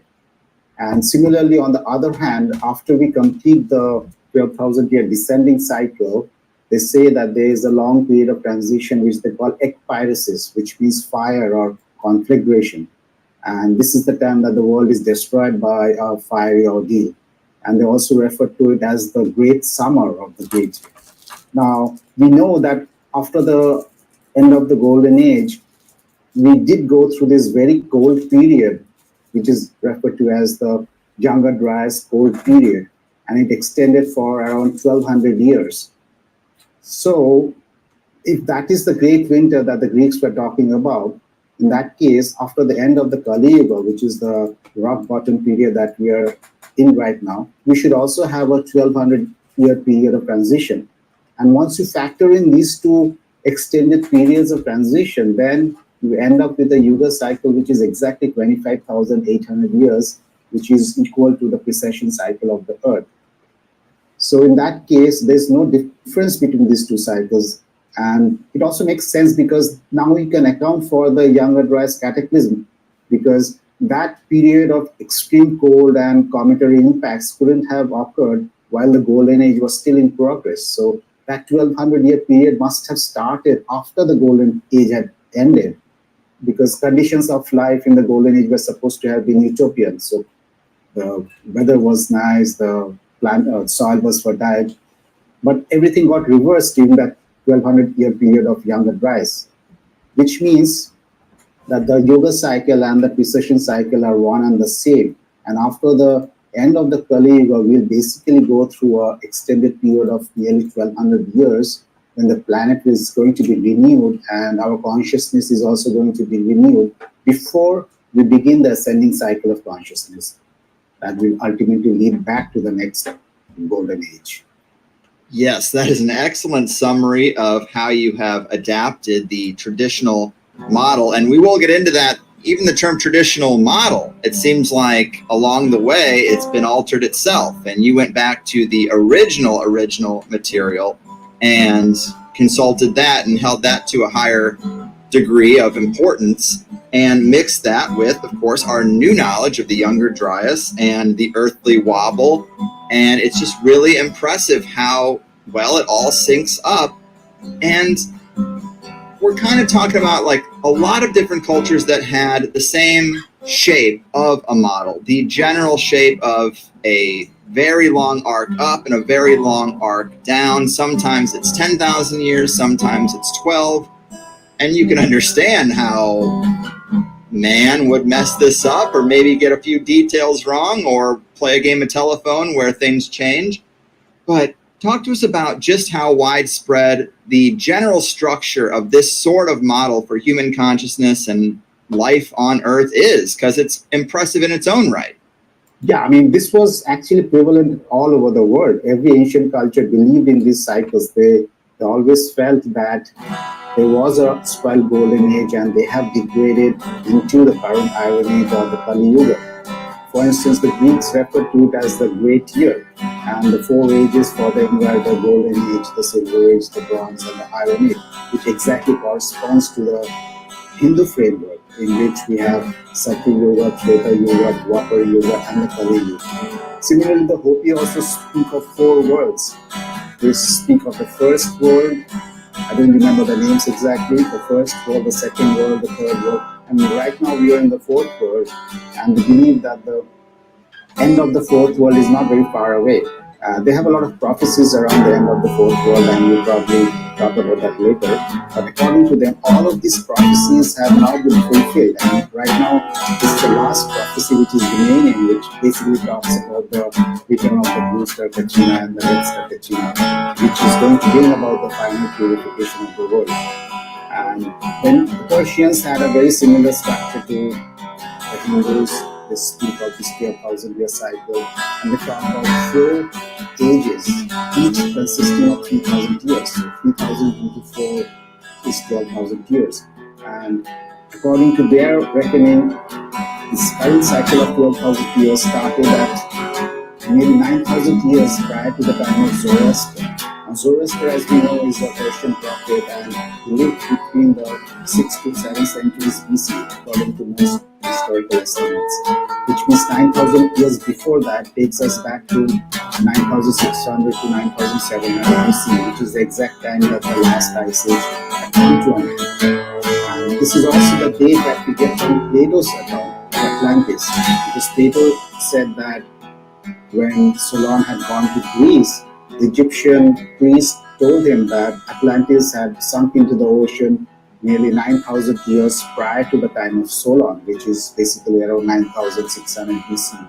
So that is the time that both the Greeks and the Persians identified as the beginning of the current descending cycle that we're in.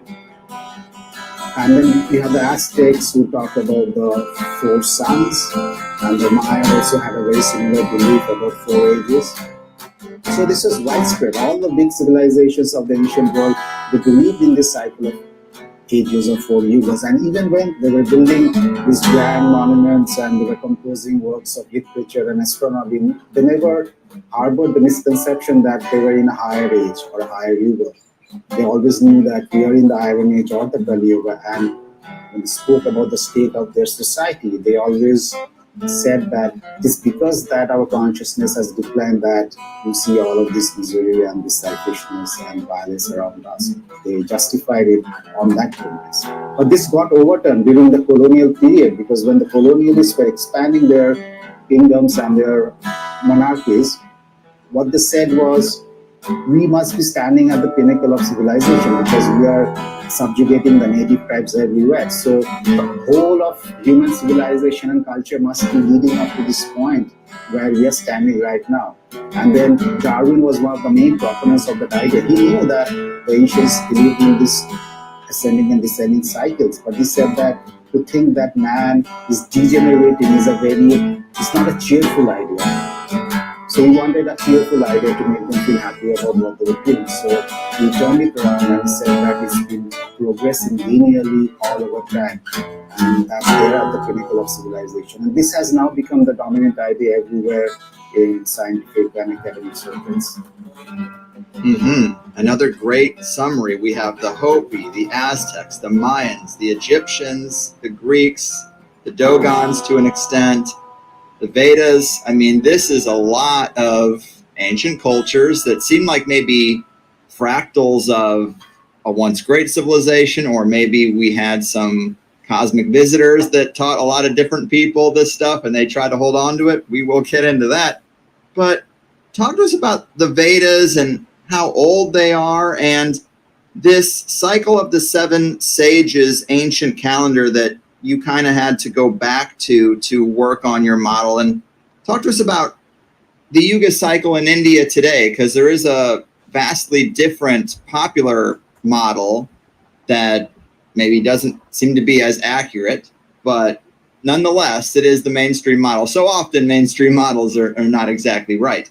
But talk to us about this cycle of the 7 sages that you used as a reference, and just a little bit more about the Vedas and how old they are, because the older something is, the more impressive it is for it to be so deep and seemingly accurate in 2024. Yeah, I mean, the Indian tradition has always been an oral tradition. In fact, most ancient cultures used an oral tradition, and the practice of writing down the sacred documents started only in the last 2000 odd years. And one of the reasons for that is that in the earlier ages, our memories were much bigger. I mean, we could retain a lot of information. And it's a fact that, and this is something that a lot of people don't know, that our cranial volume has shrunk over the last 12,000 years. This is a well-established scientific fact, but they never talk about it because it goes completely against the theory of evolution, gradual evolution, which Darwin had proposed. Because according to that framework, we basically, from Homo erectus to Homo sapiens, we gained around 10% cranial volume. And they say that this is the reason that we could invent so many different kind of things. And we became what we are today. But what has been found out is that in the last 12,000 years, we have lost the same amount of cranial volume that we supposedly had acquired in the last 2 million years of evolution. So how do you explain that? And they don't have an answer for that. So they always keep it under wraps. It's a very tightly held secret. It's only in 1 or 2 places we'll get to know about it. So the reason why we started documenting the oral information is because people could no longer retain all of that information in their mind. And because of the fact that every time there is a yoga transition, every time you move from one age to the next, there's always a lot of cataclysmic activity, which kind of destroys the existing civilizations of that time. And when you begin the new civilization, you are essentially starting from scratch with a new set of ideas and beliefs and technological skills, which is why if you look at our past, right now, we have the Iron Age civilizations, all of which started at around 700 BCE. Greece, India, Persia, everywhere you have this new wave of civilizations starting in 700, 600 BCE. And all the Bronze Age cultures, they all disappeared at around 1100 to 1000 BC. All of them are disappeared, whether it's Egypt or whether it's Indus Valley or Mesopotamia. All of the civilizations collapsed in a heap. And that particular period is generally referred to as the late Bronze Age collapse. And they don't have really any good solid explanation for that, although I have a separate explanation in my book for it. So similarly, when the Egyptian civilizations had started, or the Mesopotamian civilization started at around 3400, 500 BC, prior to that, there was a period of cataclysmic activity, and all the pre-Bronze Age cultures, the so-called Neolithic cultures, they all disappeared. We didn't have any trace of that after 3500 BC. So we go through this period of cleansing or purification, and during this period of time, a lot of knowledge and skills and information is lost and becomes extremely difficult to get back that information, which is why the ancient traditions are so important, because a lot of this information is transmitted orally down to us. And in India, what happened is that we did not go through, at least in the last 2000, 2500 years, we have managed to retain some of this ancient information, although it got distorted to some extent, but we managed to retain more of the ancient information than many other cultures where there was a great destruction of information. For instance, in the library in Alexandria, that used to be a storehouse of information about the past. And once that was destroyed, people forgot about it because they could no longer retain that information in their mind. They had forgotten how to memorize stuff. And once you lose the books, you basically forget what happened in the past. In India, also similar things happened. We had a big library at a place called Nalanda. That was a Buddhist library. It had millions of books and it was destroyed during the Islamic invasion of India. And a huge amount of information was lost there. So we don't actually have as much information that we had maybe around 1,500 years before. But still, there's a lot of information available, and it's possible to reconstruct the Yuga cycle based on the available sources of information, thankfully. Otherwise, I wouldn't be writing articles or books about it. Yes, indeed.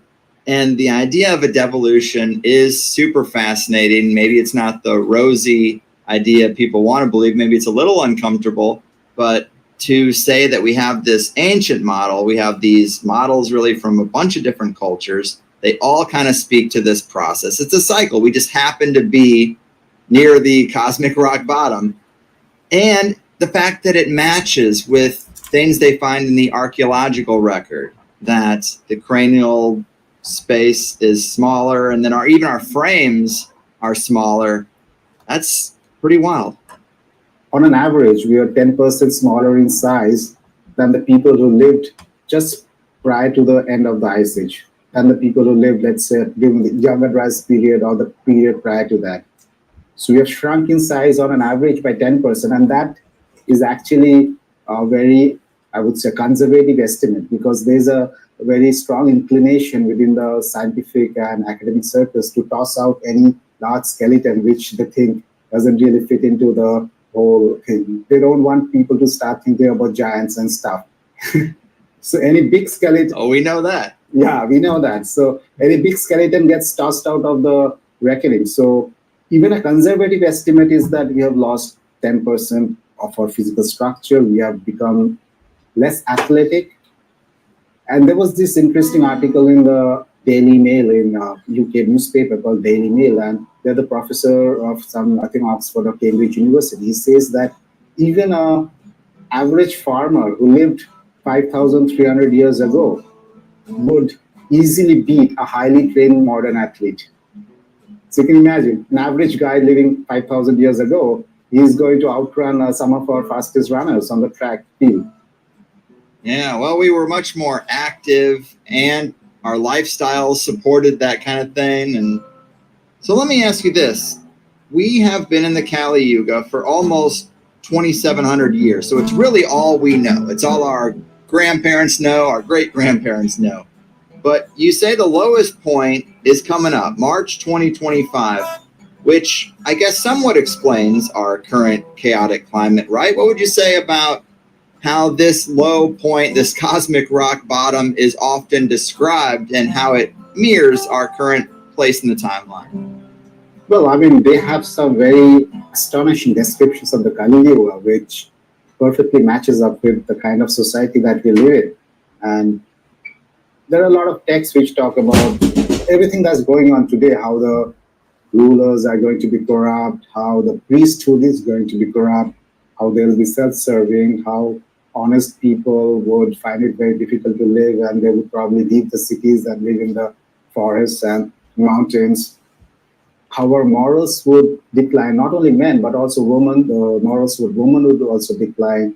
And there's going to be a lack of honesty, a lack of respect for elders and for respectable people. Wealth is the only thing which is going to be appreciated, and wisdom is going to be like a treason. They talk about all of this stuff. But it's not just the Indians. Even if you read Hesiod's account of the world ages, the kind of picture he paints for the Iron Age is very similar to the kind of society we live in today. And the problem is that, see, there are two back-to-back Iron Ages or two back-to-back Kali Yugas. Things they find in the archaeological record, that the cranial space is smaller and then even our frames are smaller. That's pretty wild.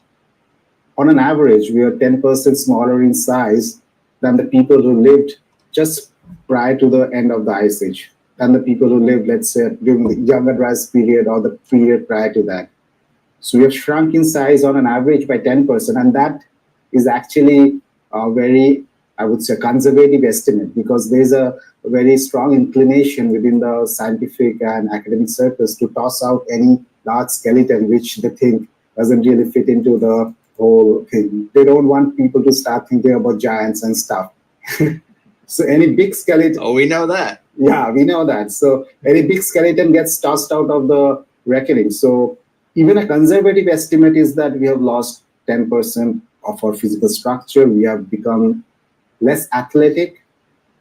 And there was this interesting article in the Daily Mail, in a UK newspaper called Daily Mail, and they're the professor of some, I think, Oxford or Cambridge University. He says that even an average farmer who lived 5,300 years ago would easily beat a highly trained modern athlete. So you can imagine, an average guy living 5,000 years ago, he's going to outrun some of our fastest runners on the track field. Yeah, well, we were much more active and our lifestyles supported that kind of thing. And so let me ask you this. We have been in the Kali Yuga for almost 2,700 years. So it's really all we know. It's all our grandparents know, our great-grandparents know. But you say the lowest point is coming up, March 2025, which I guess somewhat explains our current chaotic climate, right? What would you say about how this low point, this cosmic rock bottom, is often described and how it mirrors our current place in the timeline? Well, I mean, they have some very astonishing descriptions of the Kali Yuga, which perfectly matches up with the kind of society that we live in. And there are a lot of texts which talk about everything that's going on today, how the rulers are going to be corrupt, how the priesthood is going to be corrupt, how they'll be self-serving, how honest people would find it very difficult to live, and they would probably leave the cities and live in the forests and mountains. How our morals would decline, not only men, but also women. The morals of women would also decline. And there's going to be a lack of honesty, a lack of respect for elders and for respectable people. Wealth is the only thing which is going to be appreciated, and wisdom is going to be like a treason. They talk about all of this stuff.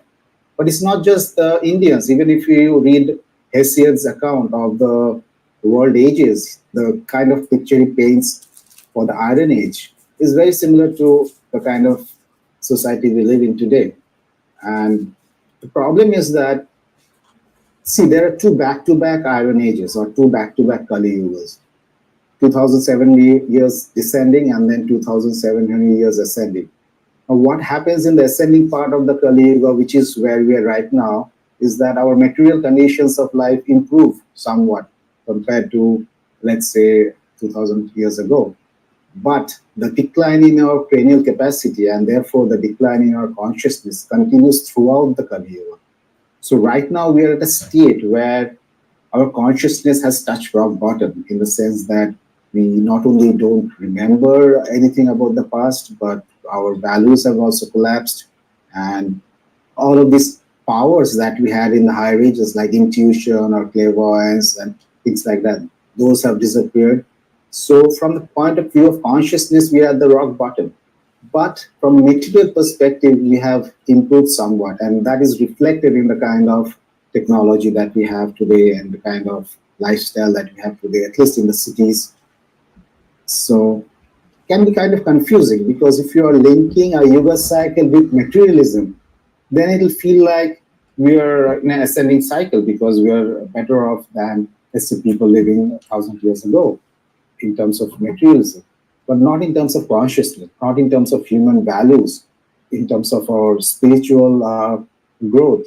All of that has declined.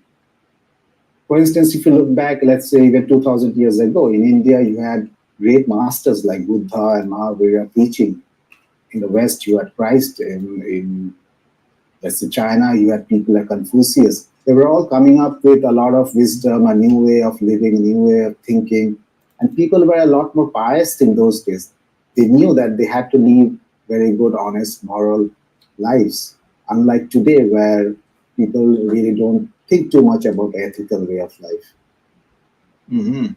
Yeah, this is all really interesting. We know that there are cosmic influences on our consciousness, from solar flares to astrological influences. So why wouldn't there be something else, this big cycle? And of course, it is somewhat of a mixed bag. It's not all doom and gloom. As we've mentioned, this is thousands of years. So I think my life's been pretty good up to this point, as objective as I can be. And it's like, yeah, you can still have a good time in the harshest part of the winter, or you can still have a good day in the harshest heat of summer at high noon. But it's a little harder to do than in the spring and the fall, when the climate is pleasant.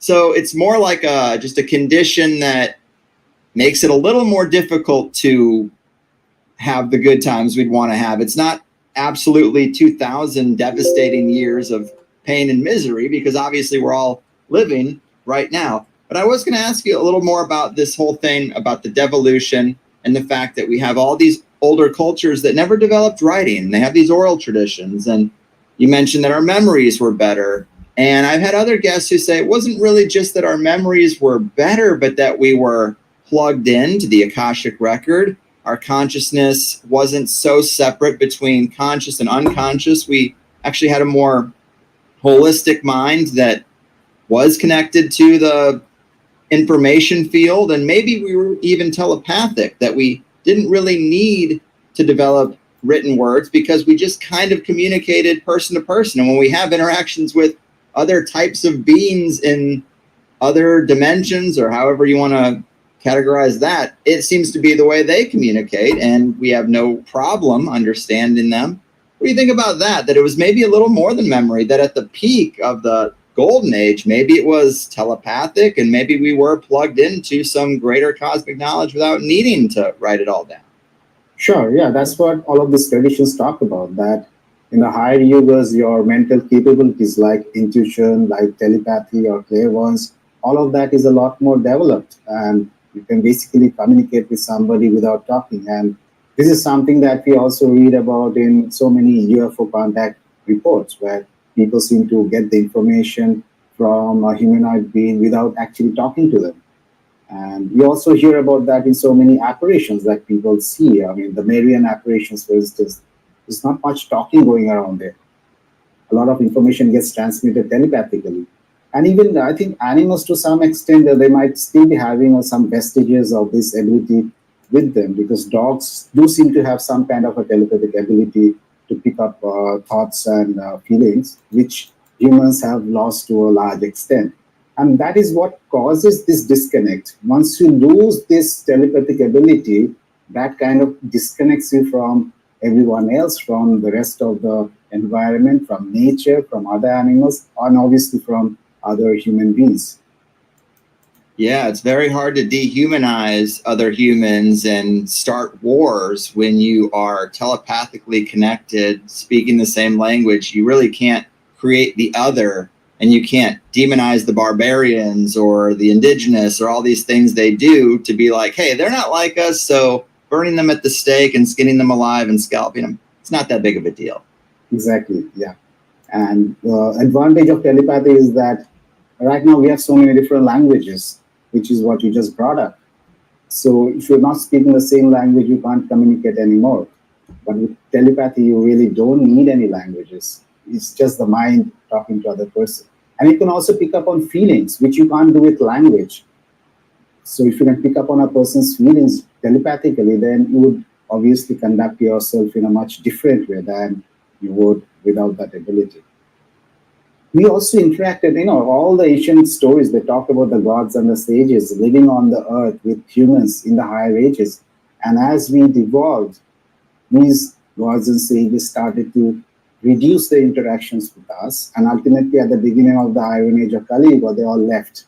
And I think that's probably because these humanoid beings, they also have a need for some kind of a period of rest. I mean, even though they are enormously superior to us in terms of their consciousness, but still they would need this occasional period of rest, which is why they probably go away in the Kali Yuga. And the reason why there has been an upsurge in this UFO sightings over the last 50 odd years could be because we are now entering into a period when that contact may be reestablished. So that's something to look forward to. I mean, once you realize that we are not the only humanoid beings on this planet or in the solar system or the rest of the universe, then your perspective really changes a lot. Then you don't think in such arrogant terms of yourself anymore. Yes, indeed. And I'm glad you brought that up. So we have these changes in the cosmic seasons with cataclysms in the transitions. And what I think is most fascinating about like the Hopi model, which we lumped into the many models that are similar, is this idea that ant people or beings from the inner earth come up and select some of us to take shelter inside the earth. It's not unlike the angels saving some people before the rapture. I think it's kind of interesting. Is this another theme that can be considered somewhat universal, humans being sheltered by some other type of being, usually inside the earth? It comes up everywhere. I mean, the Hopi obviously have this story about the ant people. And the ant people, what they do is that every time a particular world is being destroyed at the end of an age, they take some righteous people and keep them in their underground homes, which are all very nicely lighted up, and there's a lot of food and a lot of space to go around. And once the world has been renewed, these people come out and they look at the world and they think everything has changed. So this is a repeating theme in the Hopi stories. If you look at the flood legends, which talk about the Great Flood, everywhere you'll find that a single person has been entrusted to save all the flora and fauna, and that person is kind of rescued. Now, that single person might be a single person in a specific region. I don't think it applies to the whole world. It probably means that in every small locality or every small region, there was one or two people who were saved from that flood, who then went on to create the next set of human beings. And in Christianity, you obviously have the angels coming in at the time of rapture and taking the righteous people and saving them. The angels seem to be very similar to what we used to call the fairy folk, because even the depictions of the angels is similar to the fairies, with the wings and the halo around their head. And this ant people that we find in the Hopi legends, they are the race of dwarfs that we find in so many other cultures, like the Germanic or Scandinavian cultures. Even in India, we call them yakshas. They are supposed to be the protectors of the wealth underground. They have a lot of supernatural abilities. They can shape, they can become invisible. And they also have the Vimanas. In India, we have these ancient UFOs called Vimanas. And when you read the ancient Indian text, we find that the Vimanas were actually built and operated by these dwarfs. They were the original owners, and sometimes they gave it to maybe a particular king they were happy with, and then he used that Vimana. Even the UFO phenomena seems to be tied up with this underground people. The Maya also had this legend about the dwarfs. In fact, even now, there are a lot of Maya carvings which show the Maya kings sitting in the company of a dwarf, because the dwarfs had this ability of foretelling the future. They were clairvoyant. And a lot of these Maya texts, like the Chilambalam, which talk about events that are going to happen in the future, they were supposedly composed by the dwarfs who had this ability. And the Maya term for the dwarfs was the same. They used to call them ant-men. So the Hopi and the Maya use the same term for this particular race of people. And it seems very strange to us today, because we obviously have put all of that stuff into myths and legends. But I really doubt that. I think we do have this race of people who live underground and who are now trying to make their presence known to us through this UFO phenomenon.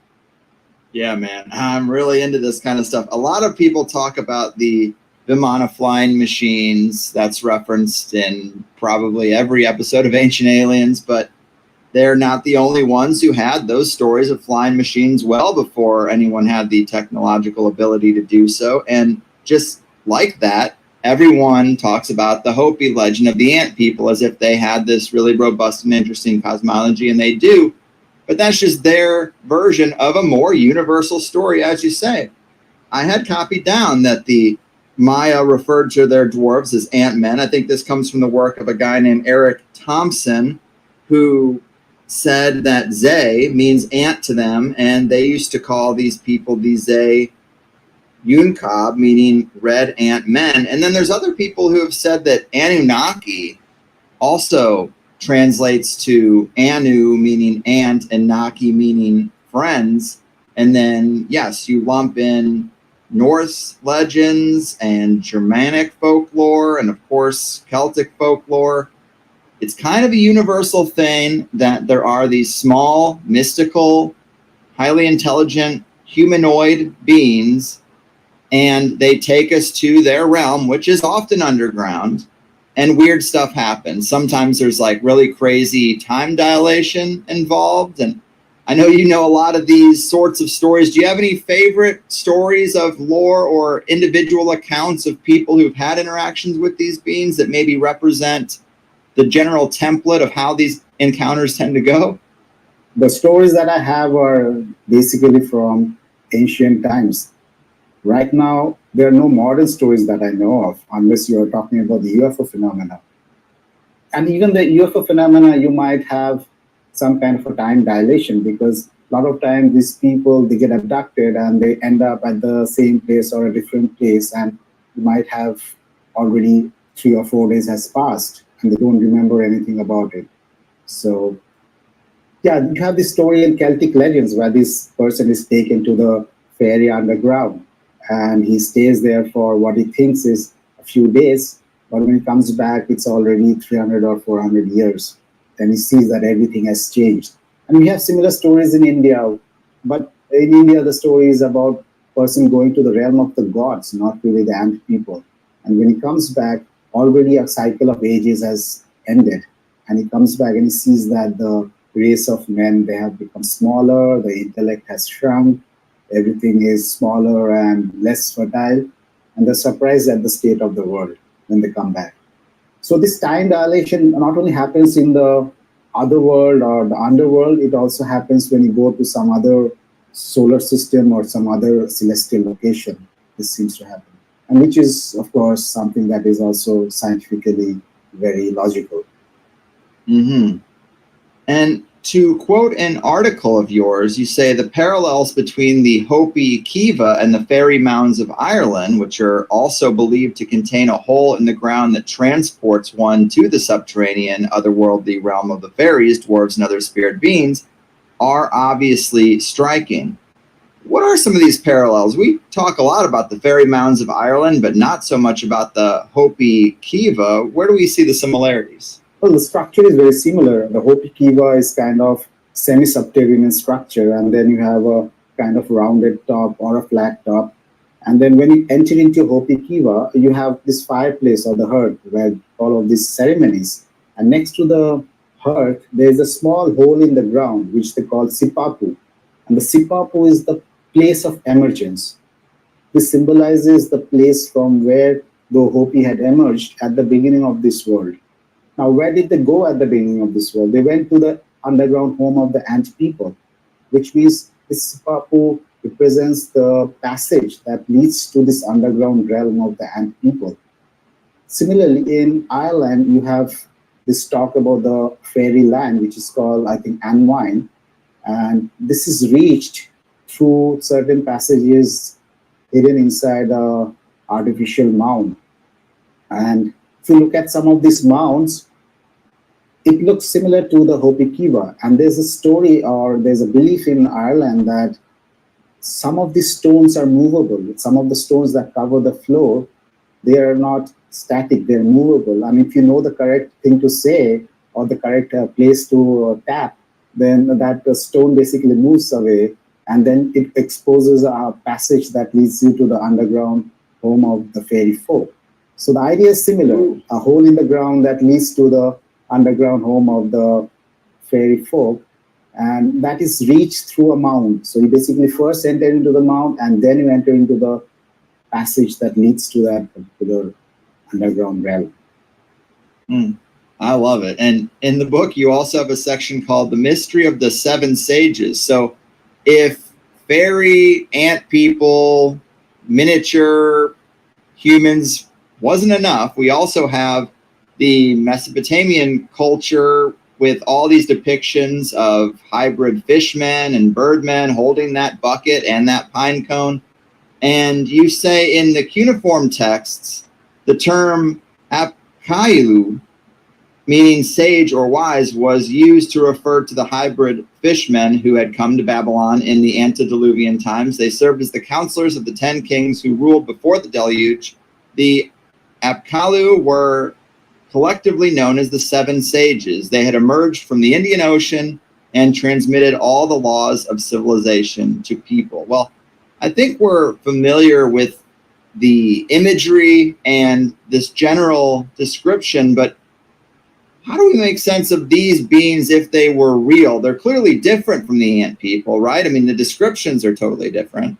Yeah, the ant people, they live in underground caverns, in caves and caverns and large underground cities. Whereas the Akkalu, they are supposed to come from the Apsu. The term that the Sumerians used is Apsu, which basically means the underground aquifers.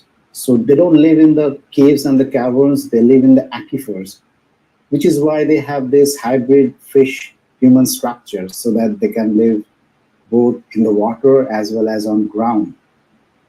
And as per the Sumerians, the kingdom of Enki, who was the lord of the earth and who is the god of civilization and magic and fertility, who corresponds to the Egyptian Osiris. So Enki, he's the lord of the underworld, and he's the one who sends his sages, this Akkalu, to the people in Babylon. He tells them to go to the cities of Babylon and to instruct the kings in all the codes of kingship and to pass on all the skills of civilization to the people. So the sages are of a much higher stature than the dwarfs, even though the dwarfs or the fairy folk, let's call them fairy folk, because when you use the term fairy folk, you're basically not only talking about the dwarfs, you're talking about the elves and the fairies and all the entire ensemble of magical creatures. So the sages were of a higher stature. They were far more wise, more powerful, and that is why the sages don't appear all the time. They basically appear at the beginning of our civilization. They pass on the skills and knowledge, then they go back, and they also marry humans, human women, and they give birth to a lineage of sages who then carry on that tradition. So that's what we have in India. We have this concept of the seven sages who we call Saptarshis, and they originally came from the seven stars of the Arsa major constellation of the Great Bear. They came from the stars, and then they fashioned a home for themselves underground, and then they come up from this underground realm periodically at the beginning of a particular yuga, pass on the skills of civilization. And in India, we believe that all the Vedic wisdom that we have, the entire corpus of Vedic knowledge, whether it's astronomy or mathematics or music, you name it, everything came from the seven sages. They are the sources of all the information that we have. Nothing else came from anybody else. And this was the same idea that the Babylonians have, because Berosus was a scholar who lived during the time of Alexander. He says that according to the Babylonians, all the knowledge they had was from this Akkalu, and nothing else has been invented since the time the Akkalu passed on this wisdom. Nothing new was invented. They were just carrying on with the same knowledge and the same traditions. So that is the kind of effect that they had on the ancient civilizations. And they were highly respected, far more respected than the fairy folk, who were also respected, but the sages were like almost godlike. Mm-hmm. So when you mentioned Berosus, I had this paragraph written down. Apparently, as per Berosus, hybrid beings of supernatural wisdom and abilities live right under our feet in the subterranean freshwater aquifers. Is that even possible? Could there be a veritable alien world hidden inside the Earth's crust? The truth is that even if there were 1 million Taj Mahals built in the underground aquifers, we wouldn't have the faintest idea about it, since our knowledge about the ecology of the aquifers is practically nil. These vast reserves of fresh water extend up to 30,000 feet below the surface. Nearly 30% of the total fresh water on our planet is contained in the aquifers, the rest being locked up in glaciers. The aquifers are divided into many vertical levels by layers of porous rock, remnants of the watery underworld of 9 levels mentioned in the Maya belief system. So I do love this. I don't hear people bringing up the aquifers very often, but if we're talking about cycles and we're talking about cataclysms, the thing people do often reference is the fact that there seems to be cities buried under huge amounts of dirt, and then we build new cities on top of those cities, and then we dig down. It's like, hey, there's other stuff down here. And you have some images in the book of the aquifers kind of stacked in a similar way. Like you'll have a layer of water, a layer of rock, a layer of water, a layer of rock. Now, when I've talked to previous guests about beings inside the earth and where they might be, usually the moho layer comes up, which is a layer between the crust and the mantle that's supposed to be porous and kind of sponge-like with huge cavities, and that would be roughly an average of 22 miles down, which sounds pretty good. 22 miles down, we probably don't get there very often, and they probably come up quite rarely. But man, I just never hear people talk about the aquifers. But of course, if there are fish-like beings, then they have to be in some kind of water. And there's underground water, plenty of underground water for people who think that beings, especially superior beings, couldn't live beneath the surface. Exactly. And if you look at some of the Mesopotamian tablets, sometimes they show these sages, this Apkallu, in the company of mermaids. The mermaids look pretty similar to the Apkallu. The difference being that the Apkallu, they have the head of a fish on top of their human head, whereas the mermaid is actually a human with a tail of a fish. So basically they're shown together, and when they're depicted, they show some kind of a watery underground with an island with trees and stuff. So it's almost as if you go into the aquifer, you might find places where you have land and islands and maybe an artificial atmosphere. And who knows what's out there. We haven't really gone deep into the aquifers, which extend up to 30,000 feet. So you might have an entirely parallel dimension out there. And it could be that particular dimension that the Sumerians and the Indians and the Egyptians, they were talking about when they said that the god of the underworld, who is Osiris or Enki or Yama, is the one who's in control of the fertility and the cycle of the ocean cycles and the climate cycles. He's the one who controls all of that. He's the one who sends these highly intelligent beings to the surface to teach us the laws of civilization. When we didn't know about the aquifers, when we didn't know that they were divided into different levels, maybe it was fine to say that it's all legends and myths. But now we know that there's actually a world down there. And what scientists have found in recent times is that when you go to the other planets of the solar system, like the Mars, or let's go to Europa, which is one of the moons of Jupiter, they found that there are large underground water systems in all of those places. Mars has a huge underground reservoir of water. And according to one of the scientists who studied this, he said that in Europa, you could have 1 million fish-like beings live in one of those underground oceans. So it seems to me almost as if that living underground or living in the aquifers could be one of the most common ways of living in the wider universe. Maybe living on the surface like we do today is more of an exception. Maybe living inside the earth is more like the thing to do. So you never know, because we have not found life on the surface. At least we haven't spotted any life on the surface of the other planets in the solar system. But there's a big possibility of life living in the underground aquifers or maybe even underground cave systems. Mm-hmm. I love it, and I'm glad you mentioned mermaids, because you have an article on your website about mermaids being real with several reports from the last few years, which are really surprising to me. But in 2009, news reports claimed that a mermaid had been sighted off the coast of Israel in the town of Kiryat Yam. The report in Live Science stated that locals and tourists in the Israeli town have been flocking to the coast in hopes of glimpsing a creature that most people believe only exists in fairy tales. An alleged mermaid, said to resemble a cross between a fish and a young girl, only appears at sunset. It performs a few tricks for onlookers before disappearing for the night. One of the first people to see the mermaid, Shlomo Cohen, said, "I was with friends when suddenly we saw a woman laying on the sand in a weird way. At first, I thought she was just another sunbather. But when we approached, she jumped into the water and disappeared. We were all in shock because we saw she had a tail." The sightings apparently began several months ago. The town's tourism board is, of course, delighted with their newfound fame and local mystery. Taking a cue from the town of Inverness, Scotland, the shores of Loch Ness, the Kiryat Yam government has offered $1 million reward for the first person to photograph the creature. I mean, 2009, and apparently is happening with some regularity.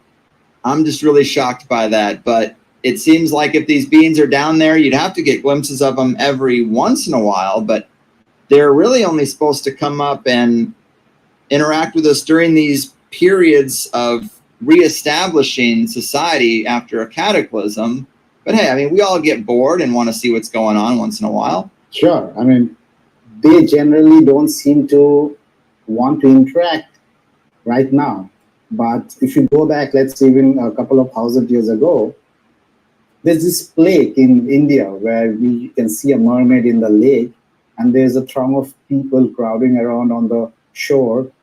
There's a king also out there. They're all looking at her. So So it seems as if they could see the mermaids and maybe even interact with them, maybe even a couple of thousand years ago. Even in the Assyrian sculptures and carvings, they basically are showing the ships plying on the sea, carrying all the goods. And just below the ship, you can see this merman. He's swimming below the ship, and they had no problem depicting that. So it's almost as if it was more common in the earlier times to see and interact with these particular beings.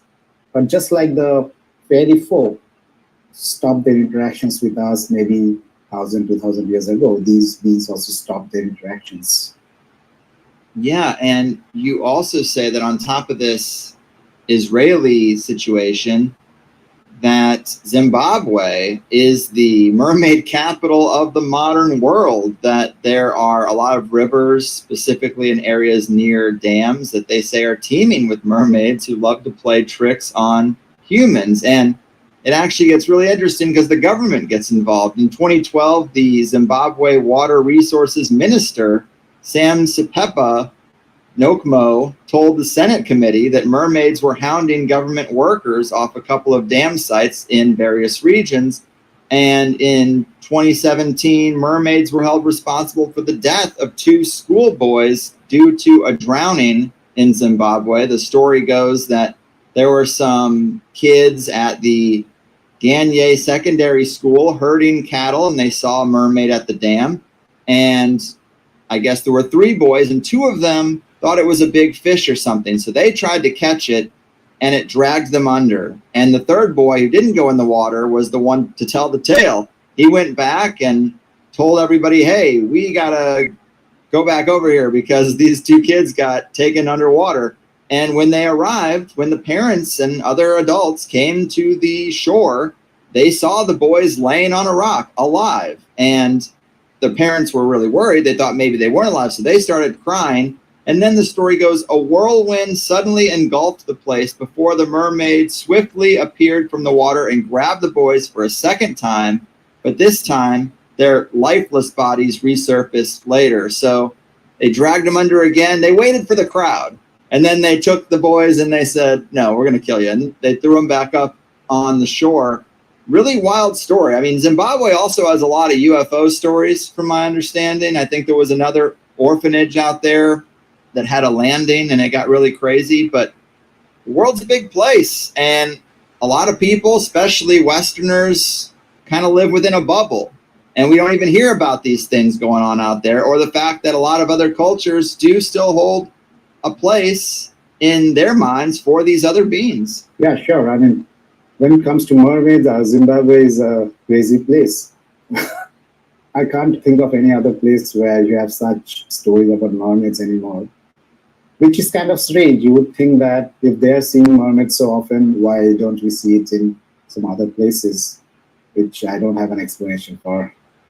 Yeah, so many mysteries. But I like when you were talking about the fact that they left us. It does seem to make sense with the model that only when we're in our highest state can we even comprehend this higher intelligence.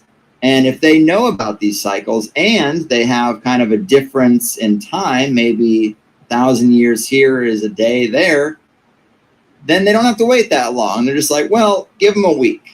On our side of time, give them a week, and then they can actually start to understand this. Otherwise, they're just going to be with their jaws on the floor, and they're not going to be able to even comprehend what's going on. I think that's kind of a really interesting model. And of course, we get little tiny interactions throughout the whole spectrum, but like, it just makes sense that they came down at the last golden age when we were ready to do something with the knowledge they had. Yeah.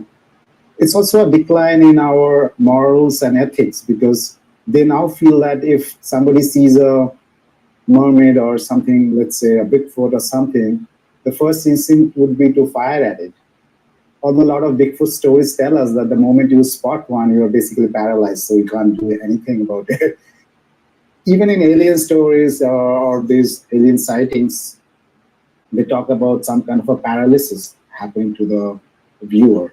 So they seem to be creating some kind of a field around them where you can't really move your body or your legs.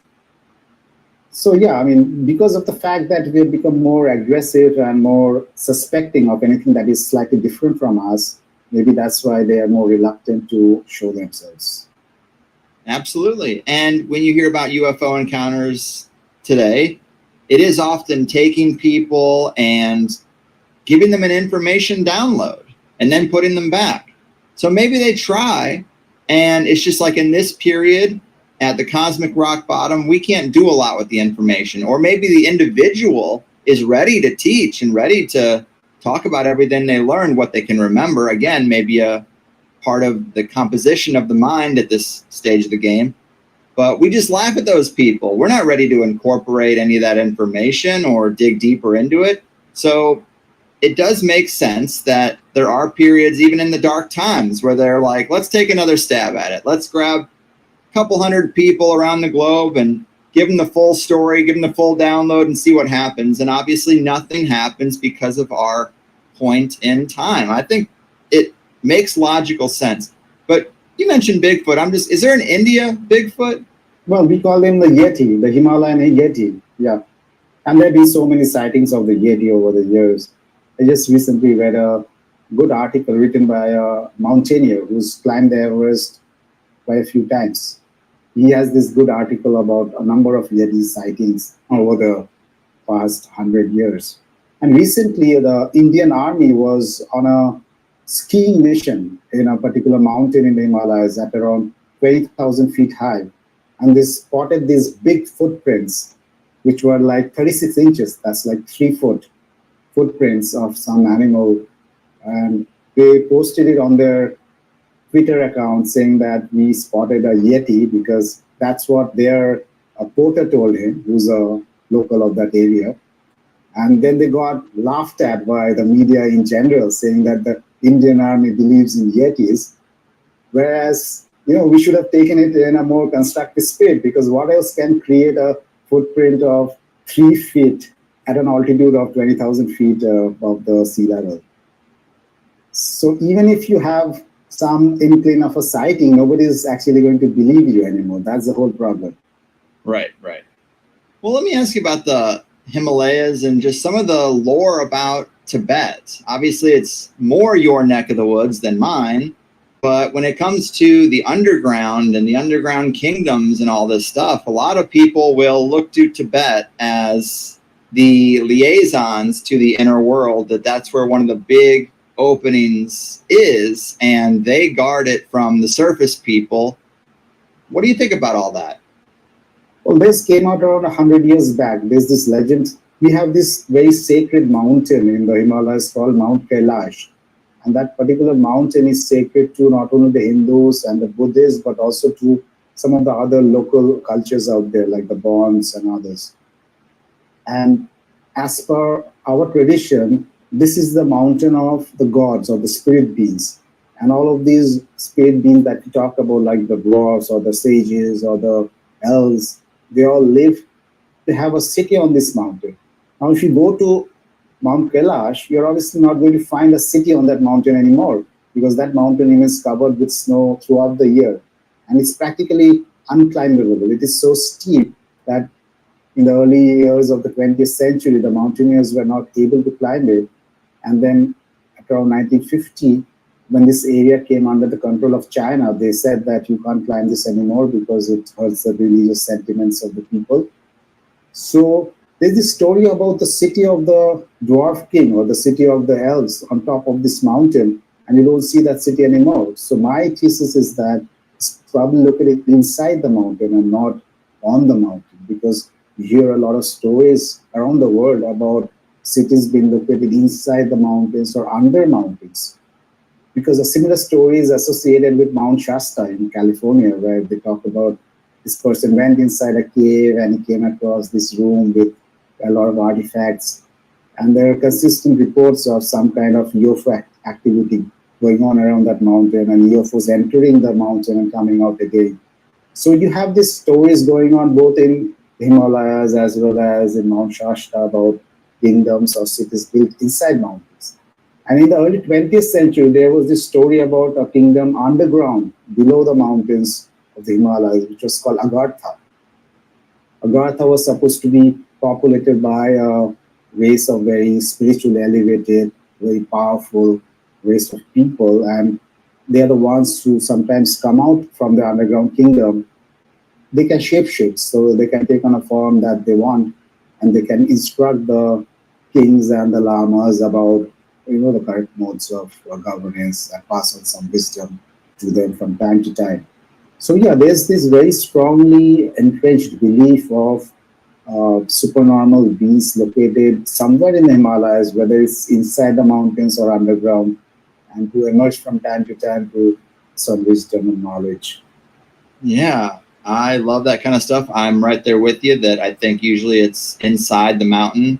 There's just many examples of people saying that they saw the UFOs come from inside of a mountain. Or even if you talk to RFK Jr., he says when he was a kid, he was taken inside a bunker that was inside a huge mountain, and it like had its own mall in there and stuff. So it seems like the elite know that there are times when they need to go underground or into these mountain areas, and they have these bunkers planned for such a time. It makes me curious how much they know about this kind of paradigm, because you would think that the ruling powers on the planet, the capstone cabal of our world, they would want to keep us in the lower yuga. They can't really control the passage of time, but this is their golden age, wouldn't you say? Yeah, sure. I mean, they are probably thinking that once this particular age is over, they'll still be the ones in control, which is why they might actually deliberately take us to the Armageddon, thinking that let the Kali Yuga get over, let the golden age come, but we want to be the ones in control, which is also why they're building all of these bunkers. So they probably know that something is going on, either something that they're planning themselves or something that they have gathered from the ancient texts, or because their scientists are telling them some information which we don't have in the public domain now about big imminent changes coming along. So for whatever reasons, there's a lot of bunker building activity going on right now, and you can get yourself one for $300,000, I think. Woo. The low price. The low price of $300,000. Yeah, it's going to go up as soon as the war starts. Well, $300,000 isn't going to get you much as time goes on. They'll get you less and less. So when you pegged this March 2025 date, obviously that's very interesting, but there are other sources that have picked that same window of time, right? Talk to us about that. Yeah. When I was writing about this yoga model, I would say my first desire or my first objective was to support it with as much scientific evidence as I can. So I first said that, it makes sense from the point of view of the devolution of culture that we saw during the Bronze Age. It makes sense from the periodic cataclysms that happens every 3,000 odd years. It makes sense from the point of view of the decline of our physical structures and our cranial capacities. So overall, the cycle makes sense. But I still wanted to find some sources which talks about this particular date that I arrived at from the calculation. And one of the earliest data points that I found came from a lady called Alice Bailey. She was a theosophist, and she lived in the mid-20th century. And in the mid-20th century, she said that after 2025, the revelation of the divine hierarchy is going to begin. And by divine hierarchy, she meant the gods and the angels. They're going to reveal themselves after 2025. She didn't specify exactly when after 2025, but the process would begin after 2025. So that made me really curious as to how she came at that particular date. Alice Bailey said that her information, she made another statement. After the end of the Second World War, she said that by 2025, the forces of light do not unite against the forces of darkness, then the fiery ordeal is going to be inevitable. So once again, she came up with that particular date. Now, Alice Bailey said that her source of information was this Tibetan monk whom she referred to as DK. His full name was Jwal Khul. And she said that she got all the information from this Tibetan monk. And I was curious as to how this Tibetan monk came up with this 2025 date. And so I looked into the Kala Chakra Tantra, which is the Tibetan text, which talks about this cycle. And as per the Kala Chakra Tantra, the current cycle that we're living in right now started in 976 BCE, which is the exact same date that I have in my model. The current age begins in 976 BC. So from 976 BC, if you count 3,000 years, then you end up with 2025. Now, in the Kala Chakra Tantra, what they said is the current age, there are 32 kings, each ruling for a time period of 100 years. So that's 3,200 years. So instead of 3,000 years, they were using 3,200 years, which would take them to 2225 and not 2025. And I was curious why they had 3,200 years and not 3,000 years, because 3,000 years is the duration of Yuga. There's no reason why they should be having 3,200 years. And then I figured out that when the Kala Chakra Tantra was being translated from the Sanskrit text, because all of this information actually went to Tibet from India. When Buddhism traveled from India to Tibet at around the 7th century, all of this information went there and it was retranslated into Tibetan. So the Kala Chakra Tantra is effectively an Indian text.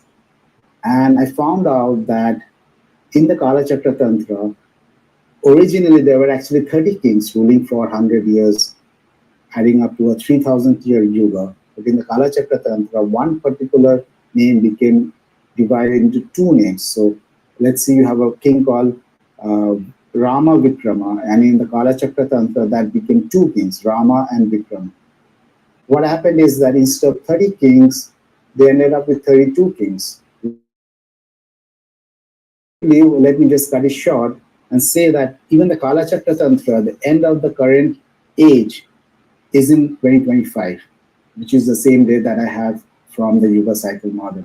And it makes sense because ultimately the source of the information in the Kala Chakra Tantra was also from India, which means in India there was a tradition that the current cycle of 3,000 years ends in 2025, but during the time of the Islamic invasions, all of that knowledge was lost and destroyed. But fortunately, it was preserved in Tibet. So somehow information has a way of preserving itself in spite of all the downturns of history. And from Tibet, we can now get that particular date of 2025 for the end of this age. As per their prophecy in the Kala Chakra Tantra, at the end of this age, the god, the ruler of Shambhala. Shambhala is like their heavenly kingdom.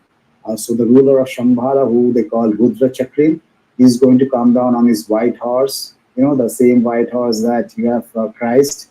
And in Hindu, we have the white horse for Kalki, who is the avatar who is supposed to come at the end of this age. So Rudra Chakrin is going to get up on his white horse. He's going to be followed by his celestial army, and he's going to come down and he's going to battle with the king of the barbarians, who by that time would have probably established his rule over the entire world. And he's going to fight with the king of the barbarians and he's going to defeat him, and then he's going to establish a perfect age of 1,000 years, which is going to be devoid of all kind of misery and suffering. And that 1,000 years is also the same 1,000 years that you find in the Revelation, where after Christ comes back a second time, he's going to establish the kingdom of God with the holy people for 1,000 years. And in my model, that 1,000 years corresponds to that 1,000-year period of transition, that 1,200 period of transition that I spoke about earlier, which the Greeks called ekpyrosis, which means purification by fire. So that completely adds up. Why do we have this reference to 1,000 years in both the Kala Chakra Tantra and the Revelations? Because we have this period of transition when the superior beings are going to live on the planet with us, and they're going to reestablish the framework of civilization, pass on the codes of conduct. And then at the beginning of the next ascending cycle, they'll again go off, leaving us to our own destiny, unless it's obviously required for them to intervene from that time to time. Mm-hmm. That's a great summary. And the Kali Chakra Tantra is a really fascinating document. I have heard you talk about this before. It's in the book. And this idea that the king of the inner world will come to the surface and fight with the king of the barbarians, or I guess the barbarians is interesting. And I mean, I'm hoping I get to reincarnate in that lifetime. But you mentioned the white horse symbolism and the saber and all these different motifs of a savior with a celestial army, ding, ding, ding, because you say this relates to the torrid meteor shower. So I guess I'm having a hard time. Like, are we supposed to think that there's a literal being and kingdom inside the earth that is going to do war with the surface? Or are we supposed to think this is a mythology based on what they would see in the heavens and stars? So Shambhala is actually not underground. Shambhala, I believe, is a celestial kingdom. And a lot of the Tibetans also talk about Shambhala as a celestial kingdom, as a heavenly kingdom. And what I figured out is every time we have these periods of transition, the cataclysmic activity that takes place between the yugas, there's a lot of impact events which happen. A lot of comet and meteor impacts. That's the main driver for these transitions. And according to astronomers, there's this a dense swarm of comets and meteors within the torrid meteor stream. Now we pass through the torrid meteor stream twice a year, once between May and June, and another between September to December. But we don't encounter this particular swarm because this swarm is concentrated in a specific location. So our paths have to really overlap for us to hit that swarm. But according to a bunch of astronomers, Steele and Asher and Klug and others, we seem to encounter this swarm every 2,500 to 3,000 years when there's a period of intense meteoric bombardments. And this period of time that they're talking about, 2,500 to 3,000 years, it matches with the Yuga model because in a Yuga model, every Yuga is of 2,700 years duration. So it overlaps with the periods of transition. And I believe what probably happens is that some of these comets within the swarm become activated, reactivated, because comets actually go between a dormant and an active state quite frequently. So they become activated, and all of a sudden you see a bunch of new stars in the sky, which you haven't seen before. And these comets were described as the horses and birds and many other kind of animals, because if you refer to some of these ancient comet documents, we hear comets being described as a dragon. There's a comet which Pliny describes as a horse comet, which brings about the fall of tyrants. Then there's this Chinese comet Atlas, which describes a bird comet, which resembles a long-tailed pheasant bird. And that kind of reminds you of the phoenix, because the phoenix was also described as a pheasant bird sometimes. So all of these mythologies which talk about a horse or a god riding on a bird, like Horus, or like Vishnu riding on Garuda bird, or like the phoenix returning periodically to destroy civilization and to seed it with new life. I believe all of that refers to a set of comets which return periodically to the earth. And comets are not only destructive agents, because as per the cometary panspermia hypothesis, comets also seed the earth with new life. They bring DNA and RNA from other planetary or other solar systems, and they seed the planet with life. And comets are also supposed to have brought water to the early Earth. In the initial phases of our planet, we apparently didn't have any water. And comets brought that water because comets have a frozen nucleus. And first of all, if a comet strikes us, there's going to be water. And secondly, if a comet even passes through our atmosphere, because of the fact that it gives off a lot of water vapor and dust, the water vapor can actually form water droplets around that dust. The dust can act as a nucleating agent, and comets can actually create rainfall simply by passing through our atmosphere. There's a lot about comets that is not really known to people at large, and we think of them as something that just passes by. But the ancients were actually scared to death about comets. Everything was blamed on them. Famines and pestilences and death of kings and revolution of kingdoms. They spoke of comets as the messengers of God. So whenever God gets angry, he basically throws a comet at you to make you repent for your sins. They were described as swords, and they were the swords of God, is in which he cleans away evil. So when you look at all of these descriptions, they're described as animals, they're described as horses and birds, they're described as swords. It kind of matches up to the end time figure of a particular being riding on a horse, carrying a sword. All of that refers to a comet.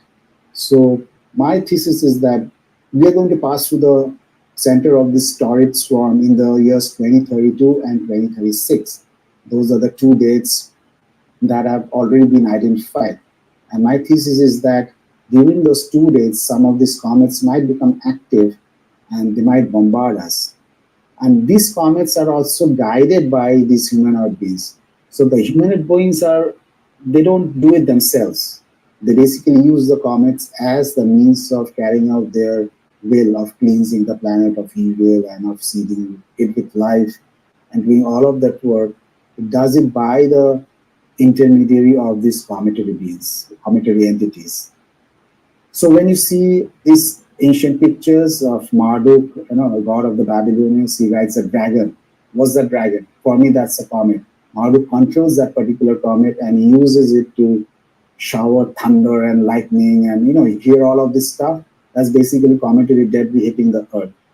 So when you see Vishnu riding on the Garuda bird, I think of a comet being regulated by a divine entity called Vishnu. So that's my thesis, that when we pass through the torrid swarm of comets in the years 2032 and 2036, some of these comets might get reactivated and they might bring about a big transformation on our planet. Yikes. Well, 2032 and 2036 are not dates that are too far away, so clearly we will see some of the big show.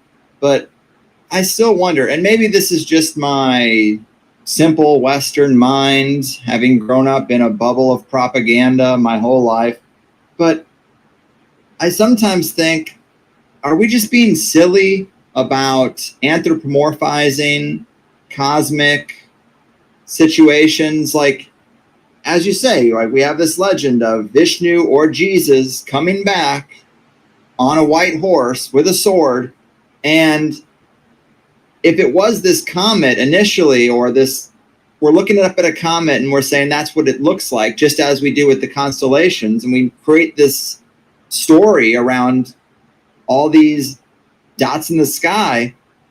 It's like what you said there is you see these comets being guided by these divine beings, and it almost seems like that's a way to have it both ways, to say, well, there are these intelligences, but they're behind the physical thing that we see. I live in an area now where there's way more thunderstorms than where I lived previously. And I'll sit out at night and look at the lightning and hear the thunder. And it's like, yeah, try to imagine that 2,000 years ago. You'd think, who's doing that? And then you'd probably create a being to say, well, Zeus or Thor is throwing those bolts of lightning. And now we know that it's just lightning. We have a more conventional explanation for it. So sometimes I'm thinking, is this mythology all just silliness based on what we saw in the sky? Like, how can we actually verify, or what would you say to make the case that they are divinely guided and not just rocks out there circling around that we pass every once in a while, that there's an actual logic to it, an actual intelligence behind it? Well, first of all, that's what every legend tells us, that there's a set of human beings which they call their gods. They're the ones who were in charge of regulating these cycles, especially the destruction that takes place at the end of an age was brought about by these gods. And I mean, you might say that maybe their gods were the comets, but they also say that the gods used to appear on Earth in human form. Sometimes they even mated with humans and created demigods. And they passed on the laws and skills of civilization to people. And they established kingdoms like Atlantis, and where people used to be godly. And later on, as time went on, the divine portion within them began to kind of get eroded away. And that's when the Golden Age ended. So the first part, I would say that all over the world, we have these stories of the humanoid entities coming to the Earth and interacting with humans. And then we have these images of these humanoid entities riding on these comet-like things. I mean, the dragons and the birds, I mean, the only way you can explain it logically is by saying that they're actually comets. So if you look at the legends, they tell us that these were divinely guided. And since they've already given us so much accurate information about the cycles themselves, which is now being validated by science, I mean, we need to think that maybe even this is correct, although we don't really see this divine beings anymore. We need to give them the benefit of the doubt because we don't really know what's out there in this vast universe or even in our solar system. And if they're telling us that these beings are actually out there and controlling these cometary entities, then we need to give them the benefit of doubt, given that how accurate they are with respect to the cycles. Yeah, that's fair to say. I mean, I know that ancient people say this. I know that they created the stories to explain cosmic events or weather, but I'm just wondering if in our modern world we should rethink that or think that that might have been a simplistic explanation. Yeah, you brought up this topic of rainfall, but we don't really know what causes rain, do we? I mean, you have this sky, and all of a sudden you have this thunder shower happening. You have this bunch of moisture going up from some ocean. It forms this huge cumulonimbus cloud, and the conditions within that cumulonimbus cloud is so severe that even aeroplanes avoid it, and we really don't know what's going on inside this cloud to create the lightning and what is it that cools down the water vapor so that we get that cool rain. We really don't have a very good understanding of what happens within that cloud once it's formed. And we don't even know what causes it to form. Because it's not something that is happening gradually. It's something that happens within a span of a couple of hours. You might see a massive cloud forming and the rain coming down. Mm-hmm. That's a good point. Like, it doesn't happen the same way every time. Right, and it happens so quickly.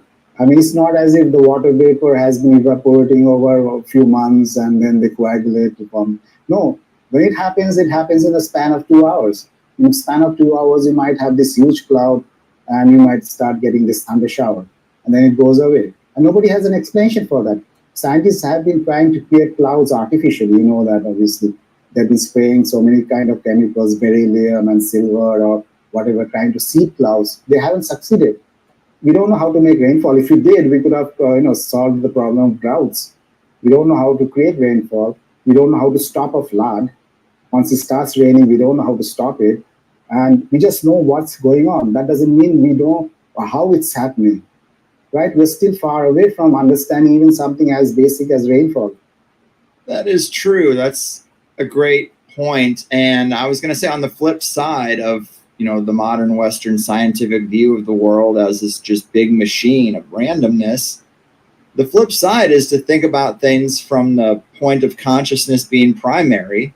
And if consciousness is primary and all the physical things we see is kind of just a projection that spiraled out of that, then every single thing in the physical world would have to have some kind of intelligence, consciousness behind it.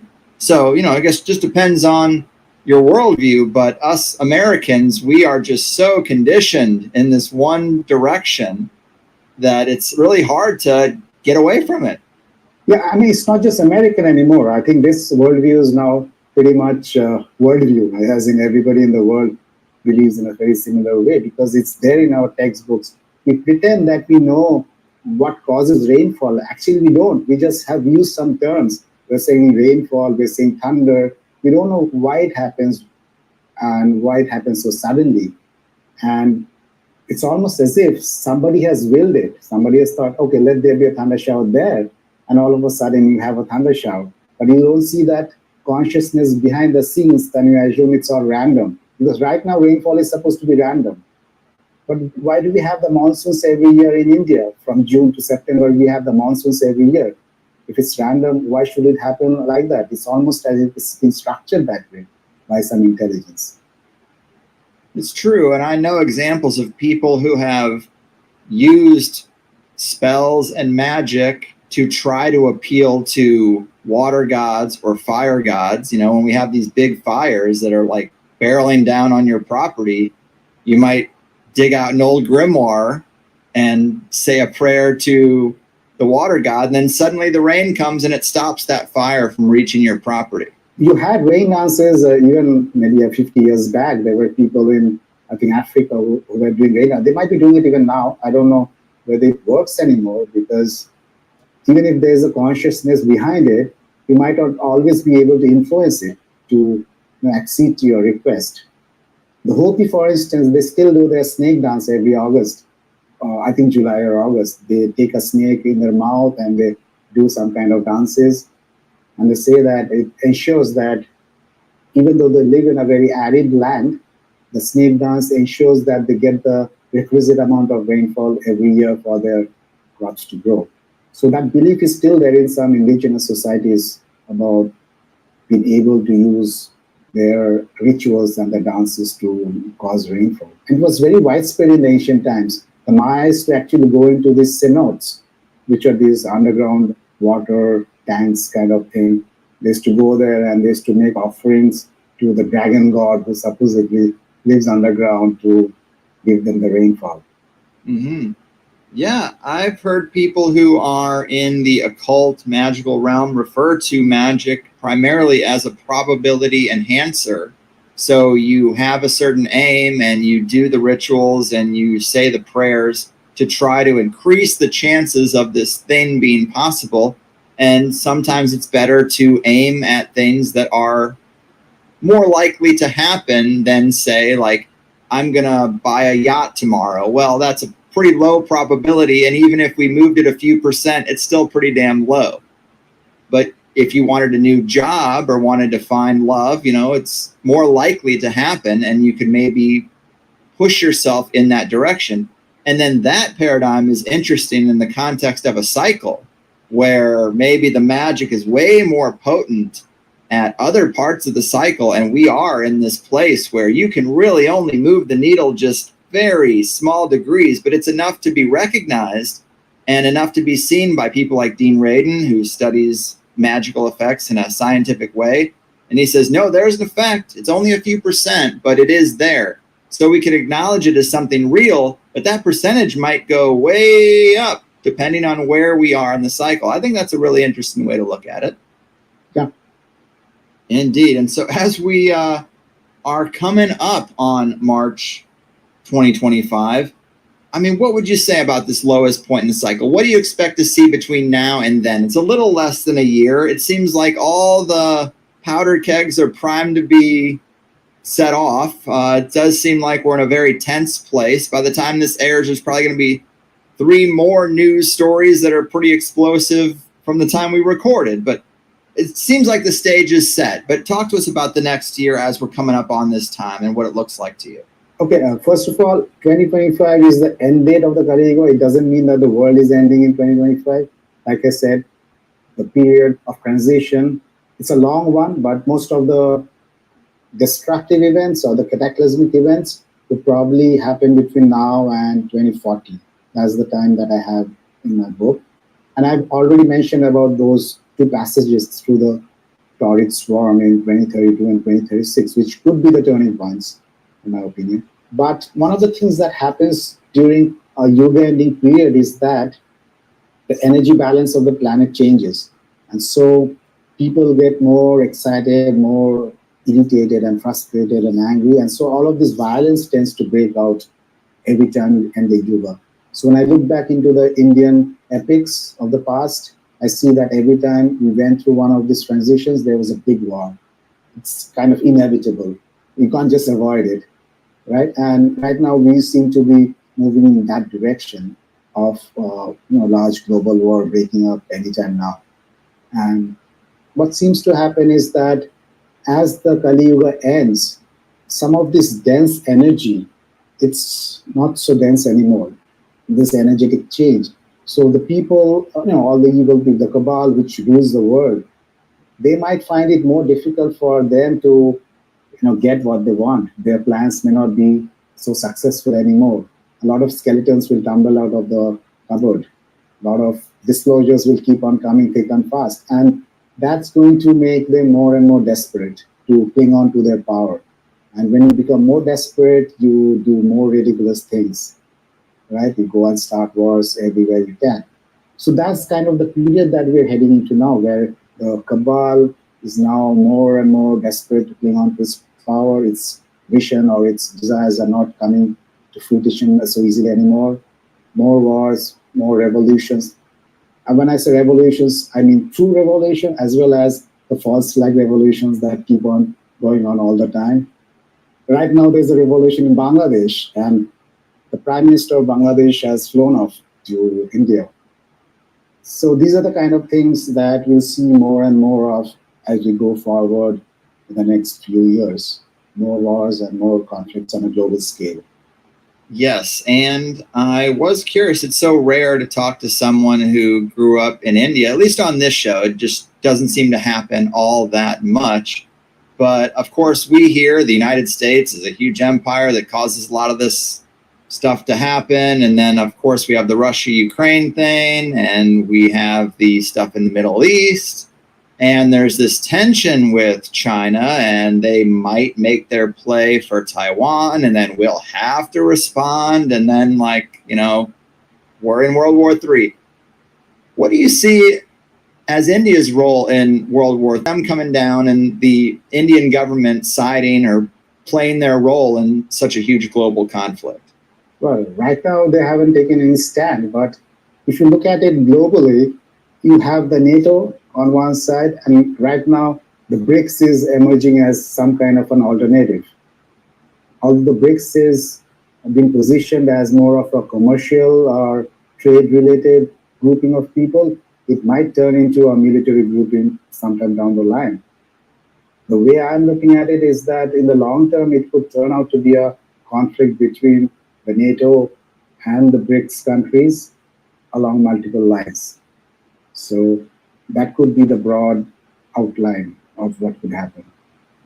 Fair enough. So it seems like between March 2025 and maybe 2040, I've heard 2042 a little bit because I have some guests who look at codes in movies and film and always trying to pick out what seems to be seeded. And this year, 2042 seems to get seeded in a lot of Hollywood films. Who knows if that means anything? There's a reason for that. There's a reason why I use 2040 in my book. That's because there's a very close conjunction of the 5 planets and the crescent sun. On September of 8th, 2040, we're going to have all the 5 planets and the crescent moon within a 10-degree area of the sky. 10 degrees, that's not much, of the sky in the constellation of Libra. Now, if you look at the ancient doctrines, they said that the switchover from the descending cycle to the ascending cycle happens when there is a close conjunction of planets in Libra. So this is the specific conjunction that we're talking about. I'm sure of that because conjunction of planets within 10 degrees of the sky is something that happens only once in 1,000 years. That's as per NASA. And if you consider the fact that this is happening in Libra, a specific constellation out of those 12 zodiac constellations, then the probability of this happening is 1 in 12,000. So that's like once in a Yuga cycle, which is why I use this 2040 date because that for me represents the entire end of the descending cycle. And everything that has to happen, all the cleansing or the purification or whatever, should happen between now and 2040. Because beyond that, we are going into that 1,000-year period of piracies or 1,000-year period of peace or whatever you call it. Well, I mean, that's nice. I hope we can both make it to 2040, but then don't we have to have a 300-year, isn't there a cataclysm and then 300 years of like the dust settling before the next cycle actually goes on the upswing? That's between the yugas on the descending and ascending cycle. But now I'm talking about the entire cycle of 12,000 years. Like I told you that when the entire descending cycle of 12,000 years ends, then you have a longer period of separation of around 1,200 years. And when the entire ascending cycle is going to end, the entire ascending cycle of 12,000 years is going to end, then you had that 1,200 period of younger dryas. That was kind of like the separator between the ascending and the descending cycles. And now you're going to go into the separator of 1,200 years between the descending cycle and the ascending cycle. And this 1,200 years is the 1,000 years of peace that is promised in the ancient texts, like Rudra Chakrin is going to establish 1,000 years of peace and Christ is going to establish 1,000 years of kingdom of God. And I believe both of these prophecies, they refer to the coming 1,000-year period. I like it. So I guess, is there any advice on preparing? It seems like we can't really control much except maybe make ourselves selectable to the underground beings. Yeah, I mean, that's the only thing you can do. I mean, if you are to go, if you have to go into a golden age, you can't go there with a Kali Yuga state of consciousness. The consciousness has to be ready for the golden age. Otherwise, you will be the party pooper. It's not going to be a golden age anymore for the other guys there, right? You don't want to spoil it for the others. So you have to raise your consciousness to the level where you become eligible to be saved by these angels or the gods or whoever, and you make it across to the other side beyond 2040. And as to how you raise your consciousness, I think everybody will have the same set of advice. You basically tune out of the negative energies of the Kali Yuga, which is greed and selfishness and hatred, and you try to tune into the energies of the golden age or the age which is on the way, which is of love and oneness and brotherhood and truth and justice and fairness and all of that. So you try to develop the better qualities of the human soul and let go of the negativities of the human ego. That's what it's all about. I like it. And when you do that, you make yourself eligible for the high ego. And here's the thing, I mean, it's better that you don't spend that $300,000 on that underground bunker, because if your consciousness is not ready for it, I don't think anybody is going to make it, no matter how rich he is or what a big shot he is. If you're not ready for the golden age, you're not going to make it, because there are superior powers in control of this cycle, and they'll see where you're hiding and they're going to smoke you out. Yeah, so just work on your consciousness. It's so much easier anyway. And I've heard you talk about why would reality be structured this way. And as I said in the intro, a single day is structured like this. The seasons are structured like this. It's just another form of the cycle. And we need the good times to appreciate the bad, and vice versa. So before we go, I did want to ask you this, because, and I left it out of your bio in the beginning because I didn't want people to judge. I can have a very sensitive audience, but you have worked as an information technology consultant for global organizations, including the World Bank and the United Nations. Now, so many people in my audience think those are the bad guys. You should never do anything to help the World Bank or the United Nations. But also, when people are in proximity to groups like that, I sometimes just have to wonder, like, what it's like. Do you have any insights from even small interactions with these people? What do you think? How do you square that with, like, what are the ant people going to think about you helping the World Bank and the United Nations? They're not going to like that. But just talk to us about that chapter of your bio, and maybe any insight you can share from those that are so far removed from organizations like that. Well, I was working as a consultant. I was giving them technology solutions. And when you work for a client, you basically give them solutions and they pay you money in exchange for it. That's all it's about.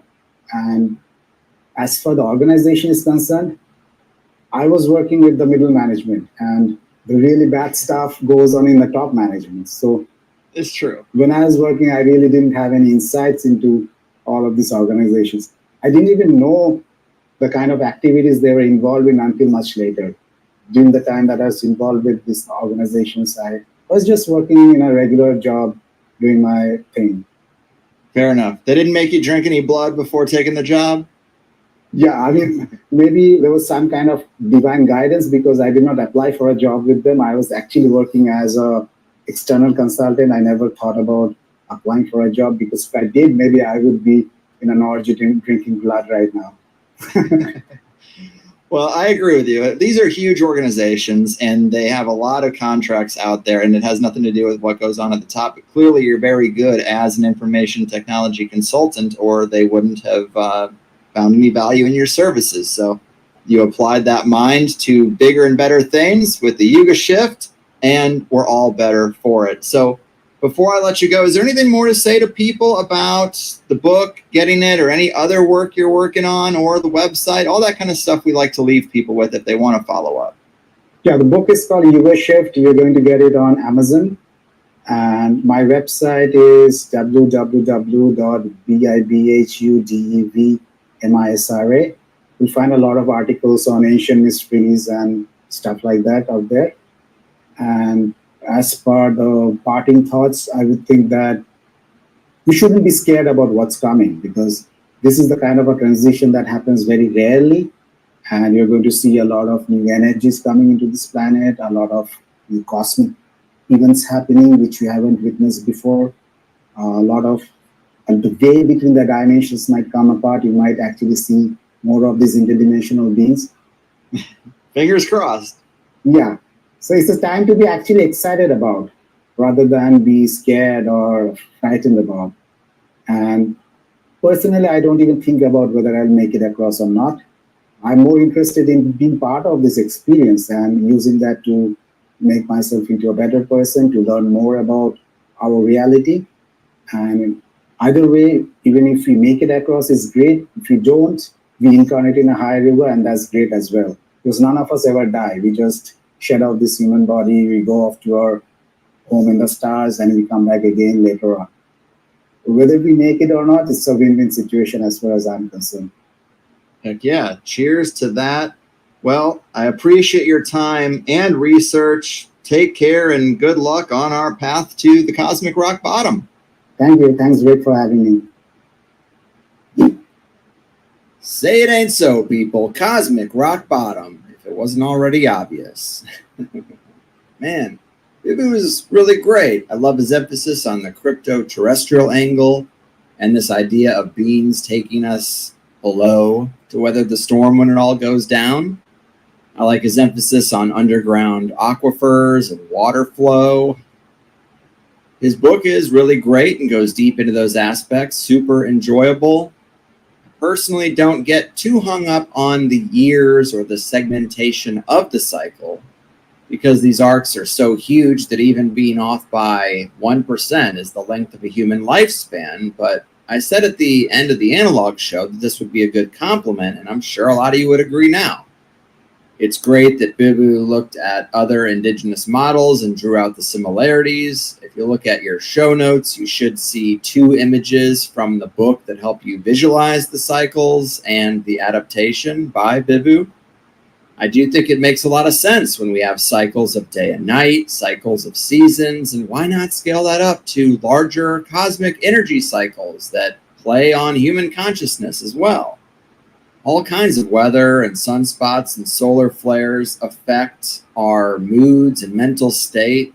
Why should this be different? To me, it feels like concentric rings, and we have a good handle on the inner circles, but it gets pretty fuzzy with the outer ones, which, of course, they're so big, it should. But this model was kind of widespread, and it rings true to me in general. If you consider the empire to be an operation in crushing all this knowledge and inverting it, creating a line instead of a circle as far as the way we conceive time, I would get that. And then with the spiritual side, the idea of the rapture, where a supernatural being saves a select few, but to go up to heaven. It's like a real flip on the idea of alien gods taking us below, where we've been taught to fear to go. Don't go with them. They must be the demons. Just wait for the angels to take you up. Yeah, real convenient. Might be waiting a while, but fun stuff. The Plus show added a ton more to the stack. The management of the cycles by the elite, knowing their windows for successful rulership, how they might plan to game this cycle. We talked about the war between the king of the underground and the king of the barbarians, the savior with a saber on a white horse symbol and how that relates to the torrid meteor shower, Shambhala, the celestial kingdom, Western conditioning, magic and its potency along with the cycle. We also got into the powder keg that reality is right now and Bibu's thoughts on the next year as we come up on that March 2025 timeframe. We talked about how Bibu sees the lines being drawn for World War III. Just a lot of good, wholesome, fun stuff. And he does make a great guest. Obviously, sign up right in the show notes if you want to join Plus. Add the Plus feed to your preferred app, and you're all set. Listening to full 2-hour episodes as God intended, and all your dreams coming true. Are my kids going to eat sailing crackers or grass-fed steak next month? I guess it's all in your hands. But before we do the wrapping up stuff, I wanted to read you something I had in my outline that we didn't get to. Just a couple of parallel stories from different times and places that relate to the overall themes here. Forgive my pronunciations. I could just skip it, but I don't really mind sounding dumb. So reading from Yuga Shift. A Welsh story written by Walter Map about 1383 CE in his De Nugis Cerealium tells of a dwarf king who had attended the wedding of Herla, a king of the ancient Britons. The dwarfs appeared in a great host and brought with them provisions for the feast, which were laid out in vases made of precious stones and vessels made of gold and crystal. A year later, the dwarf king reappeared to lead Herla to his own kingdom. He, Herla, and his guide entered a very lofty cliff, and after a place of darkness, they passed into the light, seemingly not of the sun, but of many lamps, like the palace of the sun in Ovid's description. Having celebrated there the marriage of the dwarf king, and having discharged his debt to the dwarf, Herla returned back laden with gifts and with presents of horses, dogs, hawks, and other things. When Herla returned to his own world, however, he learned that what had seemed only to be 3 days' visit had actually been 200 years or more. And then Bibby goes on to say, this phenomenon of time dilation is very typical in Irish and Welsh legends and occurs whenever someone returns after a visit to the land of the fairy folk. A story similar in many respects is found in the Itinerarium Cambria, written about 1191 CE by Giraldus Cambrensis. He relates that in the neighborhood of Swansea, the priest Heliodorus confessed to Bishop David II a strange experience of his boyhood. While coming home from school and playing around and hiding under the bank of a river, 2 little men of pygmy stature appeared to him, saying, "If you would come with us, we will lead you to a country full of delights and sports." Assenting and rising up, he followed his guides through a path at first subterraneous and dark into a most beautiful country, adorned with rivers and meadows, woods and plains, but dim and not illuminated with the full light of the sun. Not dark, but dim. The boy was brought before the king and introduced to him in the presence of the court. These men were of the smallest stature, but very well proportioned in their make. They were of fair complexion, with luxuriant hair falling over their shoulders like that of women. They had horses adapted to their small stature, equal in size to greyhounds. They never took an oath. They detested nothing so much as lies. Heard that many times in these stories. As often as they returned from the upper hemisphere, they reprobated our ambitions and our inconsistencies. They had no form of public worship, being strict lovers and reverers, as it seemed, of truth. Love it. Just add it to the pile, but these stories do seem to be everywhere, checking many of the same boxes along the way. And speaking of everywhere, let's get to that rating from the nearly universally liked recent analog episode, and that rating is a 4.7. Okay, was there ever any doubt? It was actually a 4.8 yesterday when I checked, but 4.7 makes me plenty happy. And if I'm not making shows that you guys like, what am I doing, right? Luckily, a lot of us have similar tastes. So if I please myself, I please you. That's how I think about it. But if you want to meet other listeners with similar tastes, go to the meetup calendar at highersidemeetups.com and see what's happening. Next on the list, we have Saturday, September 7th, Canaan, New Hampshire, Poorhouse Barbecue. That's recurring. We got Red Root Farm in Milford, Connecticut on September 8th, September 11th, San Antonio, Texas. And then we jump all the way to November 9th at the Trails Cafe in Los Angeles, California. So a little light right now. It'd be great to see more events fill up, but it is just a resource for you. I hear meetups can be hit or miss in the less densely populated areas. Clearly, we have several recurring ones where people have formed a little traditional monthly hang, and that's awesome to see. If you hear me mention one in your area, definitely consider going. We are strong in number, but very spread out. So don't leave a local hanging if they put themselves out there. RSVP on the calendar so the host knows what to expect and just have a good time. But that's the show. Bibu is seriously something special. Super fun talking to him. Great book. Enjoyable interview. And I got a sick closing song for all those Atomic Fireball fans out there. Although maybe that's just me. But hey, caviar and chitlins all day. Take care of you and yours. I've done my part. Your move. Yuga Cycle Concealers, Underground Savior Beans, and Hands of the Cosmic Clock. Your fucking... The world's on fire. A cosmic mess. Kali Yuga's ending. If you couldn't guess, we're at the bottom, impressively low. But there's a secret only few know.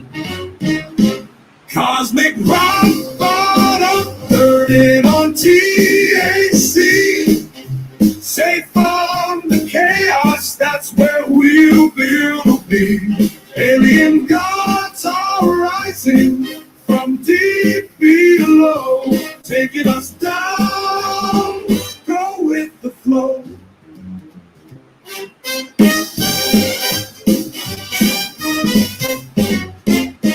Cosmic rock bottom, heard it on THC. Safe from the chaos, that's where we'll be. Alien gods are rising from deep below, taking us down, go with the flow.